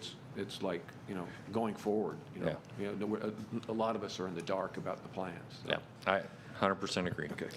Mr. Chair, could I just make one additional comment, because all the remarks on this slide are now rhetorical. You do have an additional white paper analysis that we provided as backup for your materials for Tuesday that includes not only everything you've talked about, but we did make some projections based upon the minimum required trips they have to make per week, which is 20. They're required to make 20 trips per week. Even at that number, they'd have to operate at 92% capacity in order to recover costs. The point is, there's additional backup for your agenda item on Tuesday, and if you've got any questions, just let Clearly us know. not a transit plan. Right. I mean, this is really tourism and fun, and that's nothing wrong with that. So I'm just saying. Okay, Barry. I guess we're at 33. Yeah, 33, and I'm going to come back because Commissioner Justice has a couple of questions. But 33, Fourth Amendment to Intermodal Solutions. This is on our multi-site tower replacement. This is the Fourth Amendment, increases the contract by $4.5 million for a total revised cost of $26.9 million regarding implementation of that project. And these were identified. This is the Third Amendment because of that the new tower that was added. Barry, none of this, I mean, just because I get confused on the thing, this program, what we're talking about, and how it relates to the issues that have been raised on our buildings along the waterfront, It's part of it, but this doesn't change regarding that issue. So we're going to build out the tower system. We've also I've asked Jim to go ahead and initiate the study, through a third-party firm, to kind of get some of the answers to where we can have a better, more informed discussion with them. The issues they raise about the potential for interference is real. So we're gonna employ a third-party firm that will have, I think they'll have confidence that it was done independently, that then will help inform those discussions. We still need to build out a radio tower system, regardless. Commissioner Seal? I just wanted to note that you may want to take a look at the backup. There is the Third Amendment was May 24th, 2019, and it's option 1, 2, and 4 is replacing the hospital microwave equipment. It is addition of a 4-site 10-channel North Zone subsystem and the upgrade of the current state required mutual aid system. So my question is this all the hospital's equipment? I would have to, Lourdes, unless you know, I'd have to have Jim, and Jim will be here on Tuesday. Okay. We'll make sure he's prepared to walk through this and answer those questions. I think that would be good because this is a pretty big ticket item. It's a very big ticket item, and it's a very technical item. Yes, it is. Okay, thank you. Item number 34 is reappointments to the Emergency Medical Services and Medical Control Board. Item 35 is the Second Amendment to Willis Towers. This is our benefit consultant. And so this Under item number 36, this is a request for the board to take action to essentially waive a conflict for Bryant, Miller, and Olive to continue in their representation of the county. That is that is really strictly for bond counsel services. So this is in order for them to continue representing the county while simultaneously representing some of the local governments and special districts with which the county routinely interacts. Those entities are set forth in the agenda memo. This is something that we do from time to time, in particular with BMO, in order to satisfy the firm's obligations under the Florida Rules of Professional Conduct, as well as the county attorney, well, really the county's policy on multiple representation of clients. That policy, which the board adopted back in 2008, is included as part of your backup, as is the former conflict waiver that the county commission did for Bryant Miller Olive back in 2012. So we're simply asking for you to update that conflict waiver to include additional local government clients that BMO has picked up since your prior approval back in 2012. Yeah. So, thank you, Mr. Chairman. If one of the municipalities that they represent in Pinellas County was involved in a lawsuit, would each of us, well, I guess we wouldn't contract them for the lawsuit. The city would contract them maybe for a lawsuit. And It would separate out the bond work, or would they have to refer it to outside another council? How would that work? One thing I want to draw your attention to, and this is set forth in the conflict letter, which would be signed for them. On page 2, it states specifically that should any specific matters arise from our representation of the local governments, that's their other clients, that conflict directly with their representation of the county, they would either come back to the county and get specific approval for that particular item, such as litigation, or they would withdraw. So that's something, and again, this is something that I would not bring forward and recommend to you all if we did have conflicts right now. One thing I can offer up as an example, BMO now represents the city of Dunedin, and that is one of the new local governments you'll see in here. My staff worked very well with BMO's staff on the Douglas property acquisition. So that's an example where we didn't really see a conflict that was insurmountable in being able to, work with the attorneys there. Again, they were not directly involved in the county's part of that acquisition, but nonetheless provide services to us. If there was an instance where we were, really in a matter of controversy with one of their local governments that they represent, this conflict waiver would not cover that, and we would bring that item back to the board. And that's really, this wasn't just a blanket waiver, it would come back to us, okay. Correct. Thank you. Thank you, Commissioner. That was good question. All right, go ahead. Item 41 and 42 are TEFRA resolutions. If I can interrupt, I got a couple of others, sorry. Oh, sorry. Under 37, this is a confidential settlement. This is another one that relates to opioid litigation. I will give each of you a call to discuss this with you, but this is a little bit like some of the other matters that we've brought to you on the opioid litigation, where we don't have a good set of facts to give you yet, but nonetheless, we're under a very specific timetable. So I'll be calling each of you to discuss that individually. And the only other thing I want to mention is at the meeting on Tuesday, there is also a canvassing board meeting that evening at 5 p.m. So I will be leaving the county commission meeting, and Don Kroll will be coming to fill in for me, sometime between 4 and 5. Yeah, and before we jump to the 6 o'clock things, I am on that canvassing board as well, and Kim will be sitting in for, no, I'm kidding. Kim, were you listening? No, but I'll be attending that canvassing board as well, and Vice Mayor. But, see, that's where I get back to my city days, but Commissioner Justice will handle the evening hearings. I did have a couple of things real quick. We have a bridge that connects Pinellas County to Manatee County, and there's a channel that goes underneath. So it really involves anything we do on that bridge. People want it lit up differently for different causes. The FDOT's position now is, unless it's about half a dozen items that they do, like July 4th and January 1st, that this group must come to the counties, individual counties, to get, we say, please accept this letter to indicate that we do not wish to restrict the lighting of the causeway for that item. And it was just so few of them coming that, you know, I just came here and we talked about the gay pride lighting, and we agreed to that one. And last week we got one, it was something about driver's license information, so I said, yes, go ahead. And this week we get 2 more. So what I'm gonna start doing is and the FDOT's working with us to let them know that if they're coming to us for this, they gotta give us lead time. And I'm gonna bring it up this time under new business at the end of the meeting for approval for these 2 items, and we're gonna send you the packet, who they are.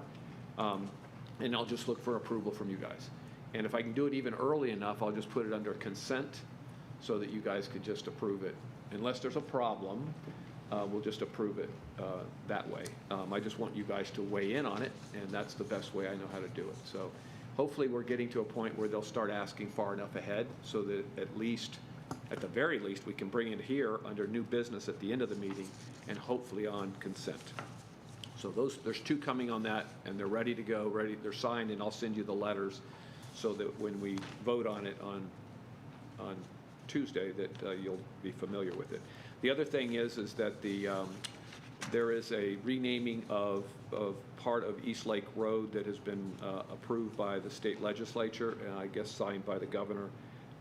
There's a part of East Lake Road being renamed after Deputy Magley, the officer that was killed. There's a state statute that we have to give approval through a resolution. So I'll be sending you that resolution of support, and we'll be taking that up as well and under that part. So just a kind of a rubber stamp thing. This is really a kind of a state initiated thing, and we have to give that approval under state mandate, or state statute. So that's all I have, and then of course, and then Charlie will take over the evening meeting. So. All right, anything else on that area, guys? Okay, go ahead. Item 41 and 42 are TEFRA resolutions granting approval for 2 educational facilities. Again, neither one of these have any fiscal impact on the county for those bond issuances. Item 43 is a countywide amendment from residential medium to employment for an area up in Tarpon Springs. This is an expansion of existing warehouse to the north of the property. Ford Pinellas voted unanimously. Planners Advisory Committee did not meet because of the tropical storm Elsa. No? Item 44 is a countywide map amendment from employment to retail. This is on 0.61 acres, again in Tarpon Springs. It's currently developed building in a parking lot, which was used as a furniture store. It's now closed. So it has a historical use of that. This will allow continuing this as a retail commercial property. Again, Ford Pinellas voted unanimously. Planners Advisory Committee was unable to meet due to Tropical Storm Elsa.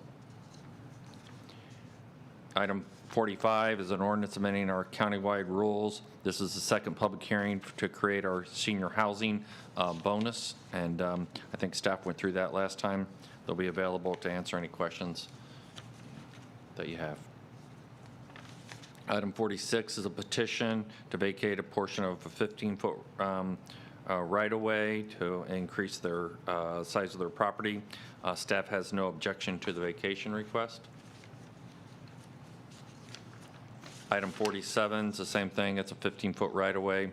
And again, staff has no objection to the vacation request. Item 46, I'm sorry, 48, 49, and 50 all have to do with the Palm Harbor that we discussed last time. Item 48 is the ordinance amending, this is the second of 2 public hearings, amending Land Development Code, establishing the form-based code. Item 49 is a resolution changing the zoning classification, again, second of the 2 public hearings. And item 50 is a resolution adopting the downtown Palm Harbor design guidelines, consistent with the other 2 items.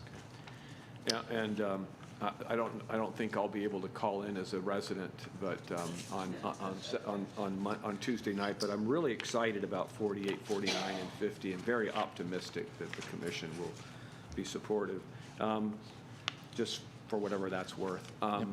We can't talk about it today, I get it, on some of this stuff. But anyway, any other comments about any of the public hearings? Commissioner, did you have, you had a couple items you wanted information on. Do you want me to address those now, or? No, I emailed it to you so that you could do it in between now, or you could address it now. It was just on your delegated items on the aquarium property. Okay. Oh, okay. So that was the aquarium property. So I actually, I would have covered that particular item with you in my one-on-ones with you, but I didn't realize it was complete. So that's my fault. But this is for an aquarium property that they hold. That's up in what area is it? You're well aware of it because it's adjacent to the land owned by Ruttenberg Homes. It's up in Crystal Beach. So this is an area that's completely covered by mangroves. The aquarium previously owned it. They wanted to donate it to us. Say It's again? up around Lake Chautauqua. So if you're Clearwater Aquarium, yes. CMA, yeah. But in full disclosure, it does abut the Ruttenberg property that we've had some issues with. It's really immaterial because it's complete mangroves. Yeah, I just was curious about where it was, if it was like a prime downtown parcel or something like that. No, it's 100% covered in mangroves, and it's controlled by state permits. And where is it, Kelly? It is up in Crystal Beach. I don't know if you're familiar with Lake Chautauqua, and I don't mean Lake Chautauqua in Camp Sewell. I mean the other Lake Chautauqua. We actually own Lake Chautauqua up there, and in and around there, it's a very, very large parcel covered in mangroves. Clearwater Marine Aquarium is called and said that their board had discussed and wanted to donate the property to the county to preserve and protect it. And so we accepted their offer. I've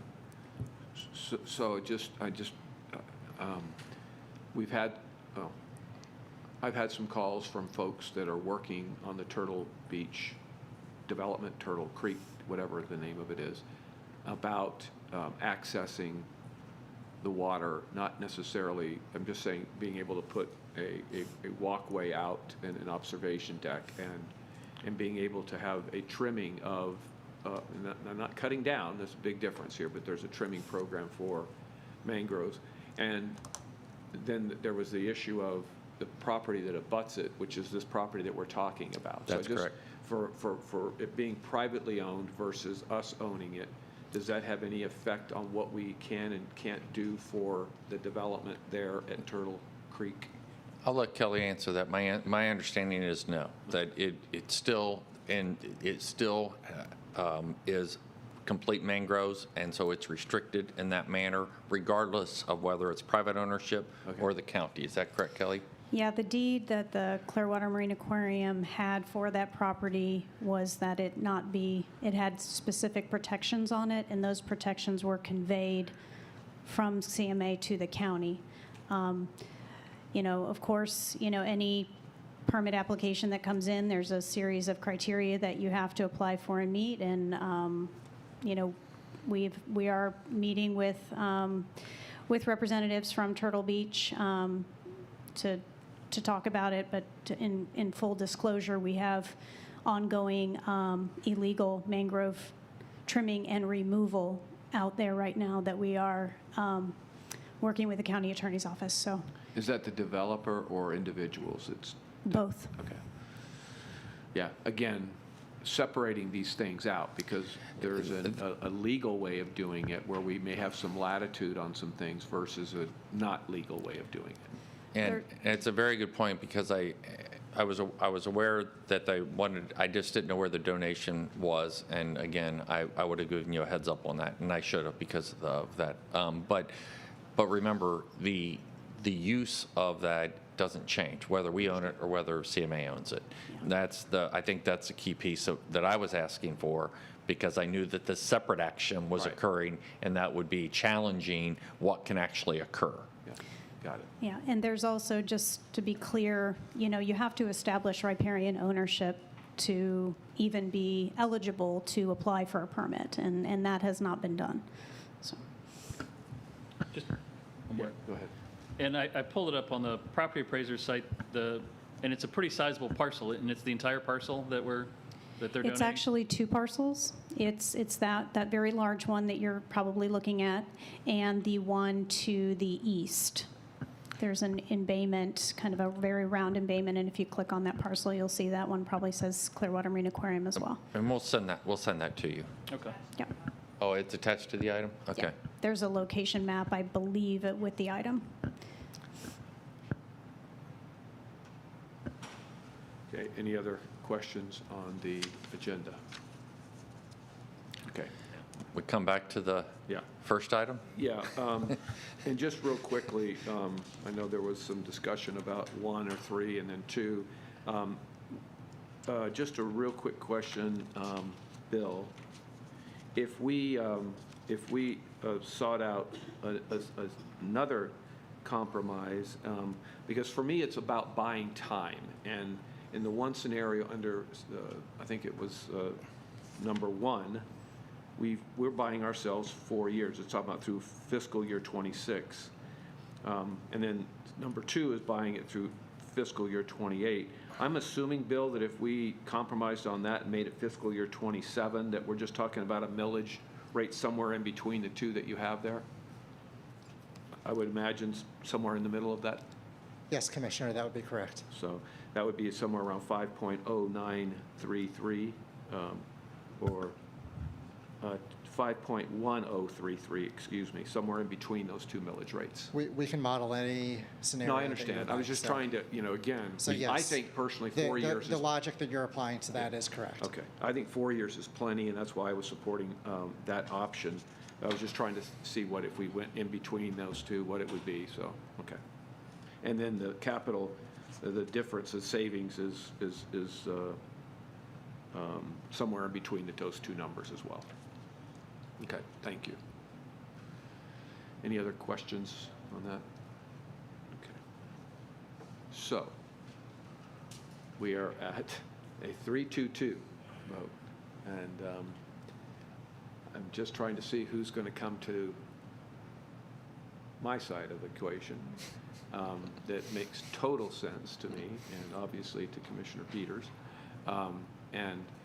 Again, I think in the end, I think what we're trying to do, and I think the message in all of the scenarios is that we decided for our residents that the gas tax was not a good thing to talk about this year. And at the same time, Barry has introduced the rollback rate. And so we have good things that are happening. And to try to offset some of the hurt in our fund, the transportation fund, the gas tax fund, we, instead of having the full rollback, we have different varying degrees of the full rollback, and each of them raise different amounts of money. And it covers us for a period of time. And so, again, I think we all get that. We all know that. To me, 4 years is plenty of time for us to do some work. And if we have to do something 2 years into it, we can address it again if we're not finding any. And I'd rather err on that side than the other side. That's just, again, my take on it. So that's for the option 1 crowd that you guys can come to. If you so desire. Yes, Commissioner Justice. Well, I was in the option 2, as recommended by our professional budget staff, who I respect very much.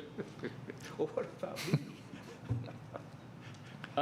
But if there was an option 1.5 or 1A, where we split the difference, I mean, at this point, it's not a $25 or $30 lump sum check that most people are going to get. Most people pay it in their mortgage, so it's divided by 12.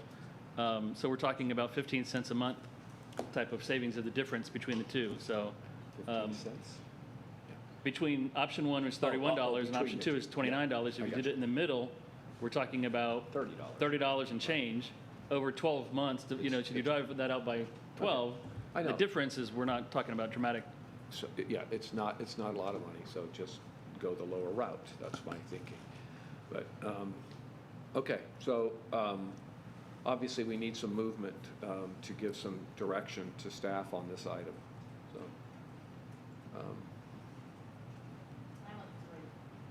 Yeah. I didn't hear any movement on your part. Just kidding. Well, we can't vote today. I know, but I think it's helpful to have this conversation in this workshop setting to give kind of a nod, wink and a nod, because we're going to have it on. We want to prepare all the budget documents and obviously have that out, so. And we'll have this conversation on Tuesday, I guess. I mean, we don't have it on the agenda Tuesday. No, this is for the September Yeah. budget hearings is what we're looking for. And so if you can come to a consensus regarding an item, then we can prepare it accordingly.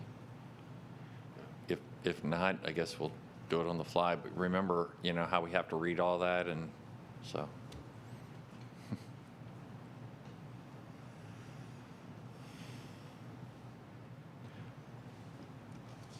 Well, I think, if we can get some movement, we could move to the 5.133, which would be going out to fiscal year 27. I might consider that. But I really, again, I think it's going against my beliefs that we're trying to do the most that we can for our residents. So I might look at that, but I'm not going to go any higher than that from my perspective. Well, there's no majority at this point. We don't have 4. That's a majority. So, Barry, all I can tell you is apparently everybody is comfortable with where they are, and there doesn't seem to be any movement yet. And so everybody's going to think about it some more, I'm sure. So originally there was 3 at option 2, is that correct? Or option 3? 3 at option 3. 3 at option 3. 2 at option 2, Okay. and 2 at option 1. If you're comfortable, I'll prepare it at option 3, and then when it comes to you, then you'll vote, because that's where the majority of the items are. Well, you're going to have to prepare something. That's the reason I'm looking. And we're going to have the conversation Okay. now, or we're going to have the conversation at the first budget hearing. So Okay. Well, then, that's what budget hearings are. Oh, sorry, Commissioner Gerard. I'll move to option 3 if that'll help. Oh, there you go. So, okay, so we'll prepare it at option 3 and prepare that for the budget hearings here in September. That's all I have. Okay, anything else before we break? Okay, this meeting is. Yep. Oh, I just about finished there. Go ahead. I'm kidding. Go. Yeah. Barry, Yes.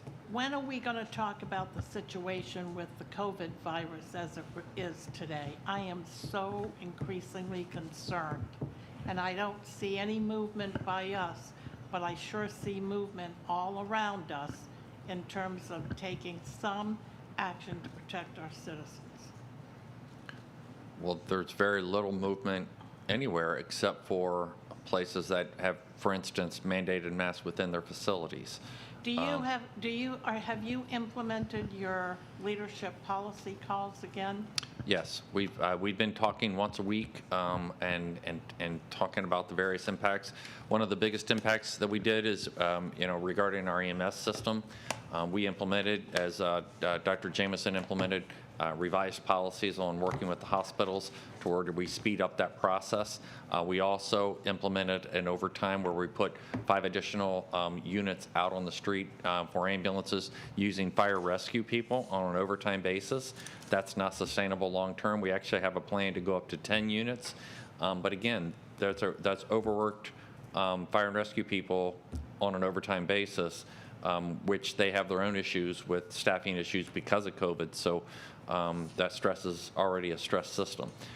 But we're going to measure that. We're going to watch to see if the revised procedures speed up the drop-off times at the hospitals, which free ups ambulances to be back out on the street and respond to calls. So we're going to measure that and watch that. We're monitoring what's happening. Obviously, the hospitals are taking their own actions regarding how they address both the staffing issue and the COVID issues. There's other issues that are out there, and we're trying to respond to them. I mean, the only actions we can really take is we could implement that within our facilities, but that doesn't really address the broader community. And that's where the issue is. You know, I did a survey, and I paid for a survey over the last several days, and it was pretty disheartening, to be, you know, real blunt, because the real question is how do we, you know, for those that are unvaccinated, what are the things that would cause them to get vaccinated? And the real answer is seeing a family member, you know, catch COVID and be sick. That was the single driver. And because I was looking, we've all seen lotteries, we've all seen all kinds of different things people have tried to do to incentivize that, but that was the single biggest driver. And also FDA approval, which is coming here in September. We did hear that last week. Yeah, we did hear that. So FDA approval and seeing a family member. So there's very little action that we can take that's going to move the needle on that. And you know, so we're hopeful. We see the stories. The hospitals are putting out stories about the impact that it's having on their system and that care. And so we're continuing to monitor it. But, you know, absent that, there's very few actions that we could take. If you go to a lot of the businesses right now, most of the people that are working there by the business owners are wearing masks. And if you go into grocery stores and drugstores right now, compared to 2 weeks ago, the number of people that are wearing masks is much higher. There's a lot of just doing, you know, they're making their choices, and they're making good choices in a lot of cases. So I think, you know, again, I think we're, to your point, you know, I think the area of encouraging people, educating people, there's a lot of issues here. We talked about it last time that we can, you know, put out there for folks. And, you know, I can provide you an update on Tuesday regarding our numbers and where we're at, and I'll prepare that, and we'll have that ready for you, and I can discuss this more. But I also don't want to put out a false sense of taking individual actions and things like that. If it's really not going to have an impact community-wide, you know, then we have to, you know, question whether we take those actions or not. We've also had where there's limitations on what we can do, and we know that. And so that's also a challenge for us. But it's a serious situation, but, you know, it's being dealt, or it's being played out right before us in our entire healthcare system. Yeah, I have seen, I think there are some numbers that there's been an increase in the number of people that are getting vaccinated. Well, it was upticking well, and now it's plateauing a little bit. We were over, I'm going to get the numbers wrong, with 7,500. Then it went up to over 10,000, and now we're back down in the low 9,000s. And so, you mean those are new people getting the vaccine. How the numbers are? What's the period of time? Daily? Lourdes, is that It's a week. a weekly? Weekly numbers? I thought it was a 7-day Okay. count, but you know, our percent positivity is still up extremely high, over 18%. Do you have a number? 19.2. What is it? 19.2%. 19.2. We do have the one new site south at the Center for Health Equities, and we're looking at a site north, and we're continuing to work on that.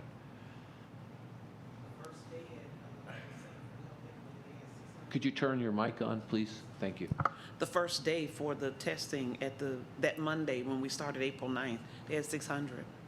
And it's been packed every day. And we're working on a north site too, because we know the impact of schools, and that number is going to increase, and it's backing up the pharmacies to where you have longer waits and things like that. That's the reason for adding that additional testing site.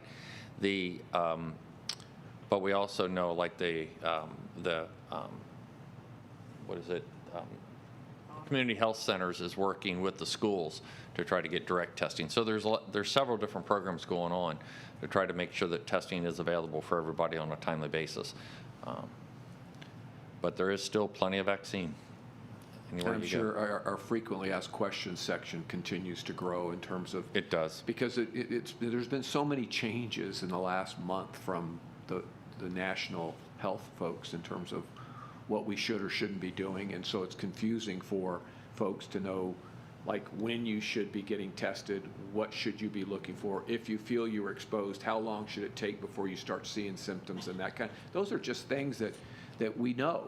We know that information, so hopefully we're putting that on there. So just trust me, for one who went through that, I had to call and ask people, like, you know, what do I need to do at this point? What should I be doing at this point? And, you know, so, I'll have a report for you on Tuesday from me.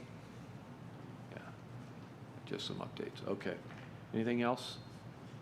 Okay, the meeting is adjourned.